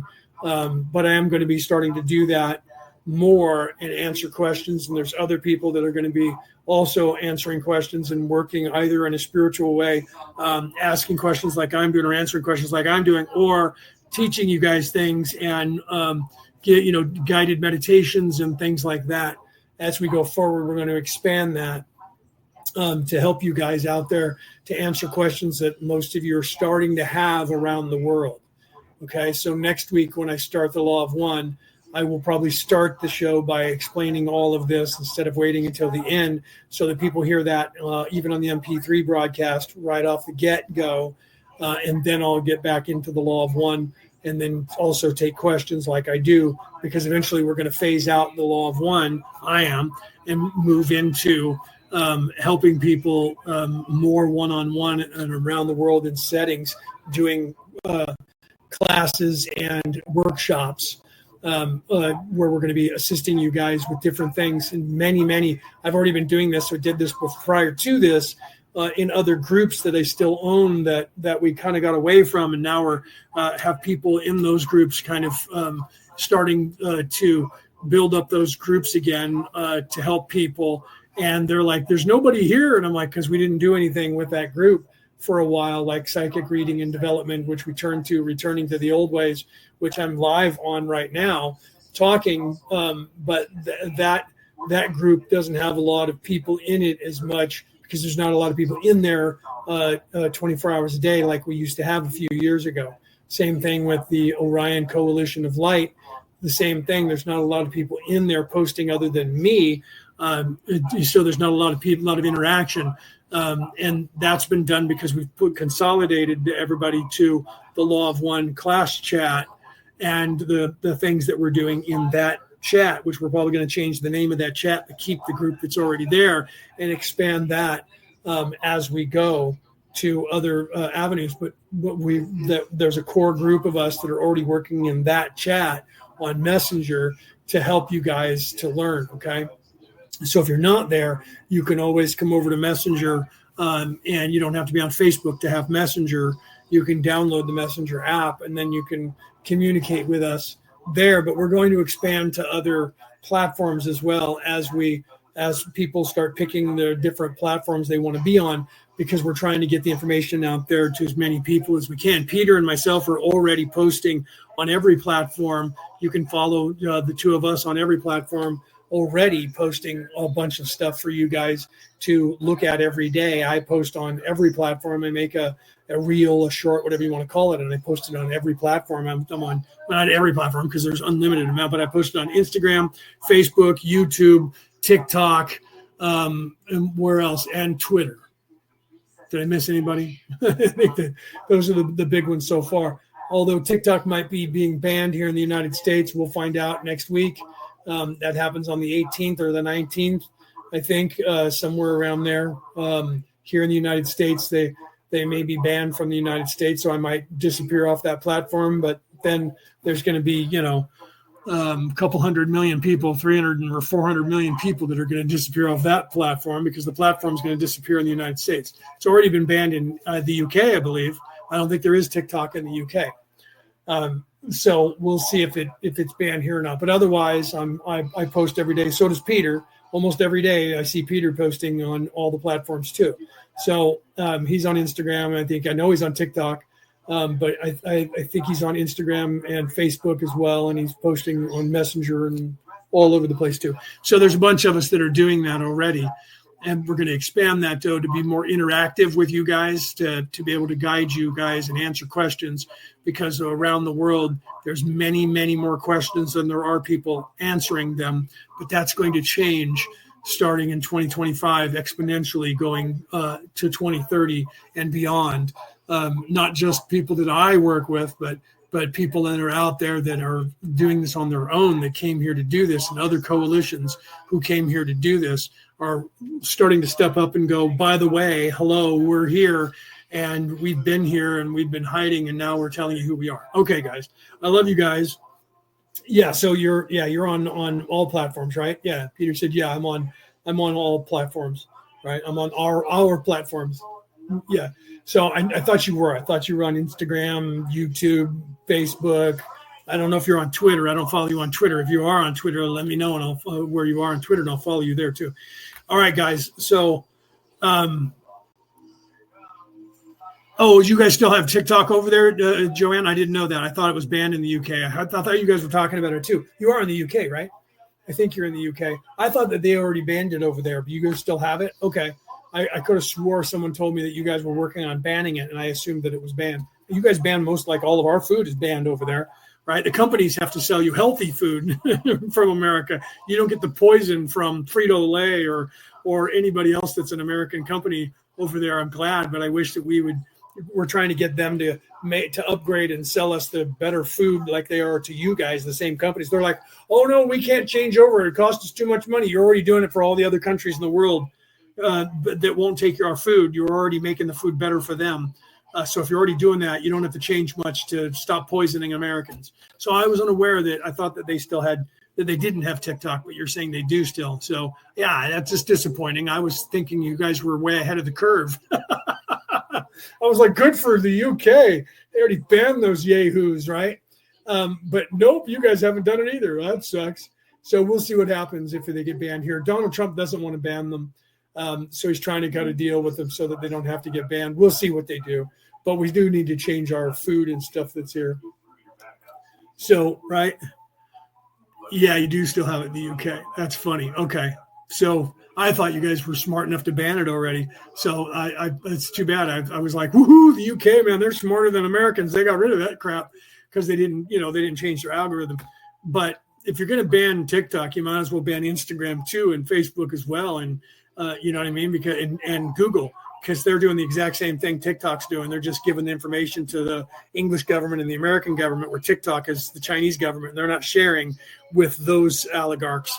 So they're not doing anything that the other companies aren't doing other than not giving access. That's what it is. They're not giving access to the European governments, America and England.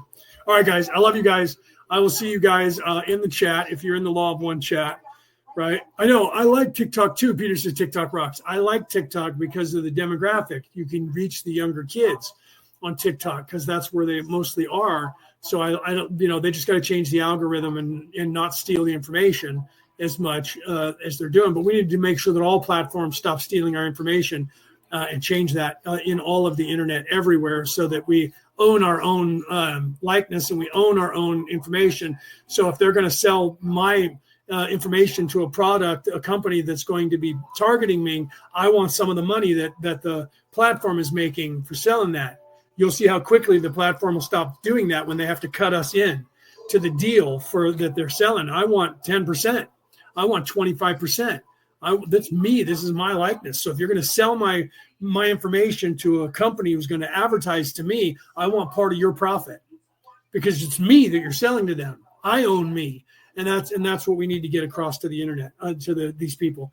That'll change in time. That one might be a little harder to fix around the world, but it'll happen by 2050. All right, guys. I love you guys.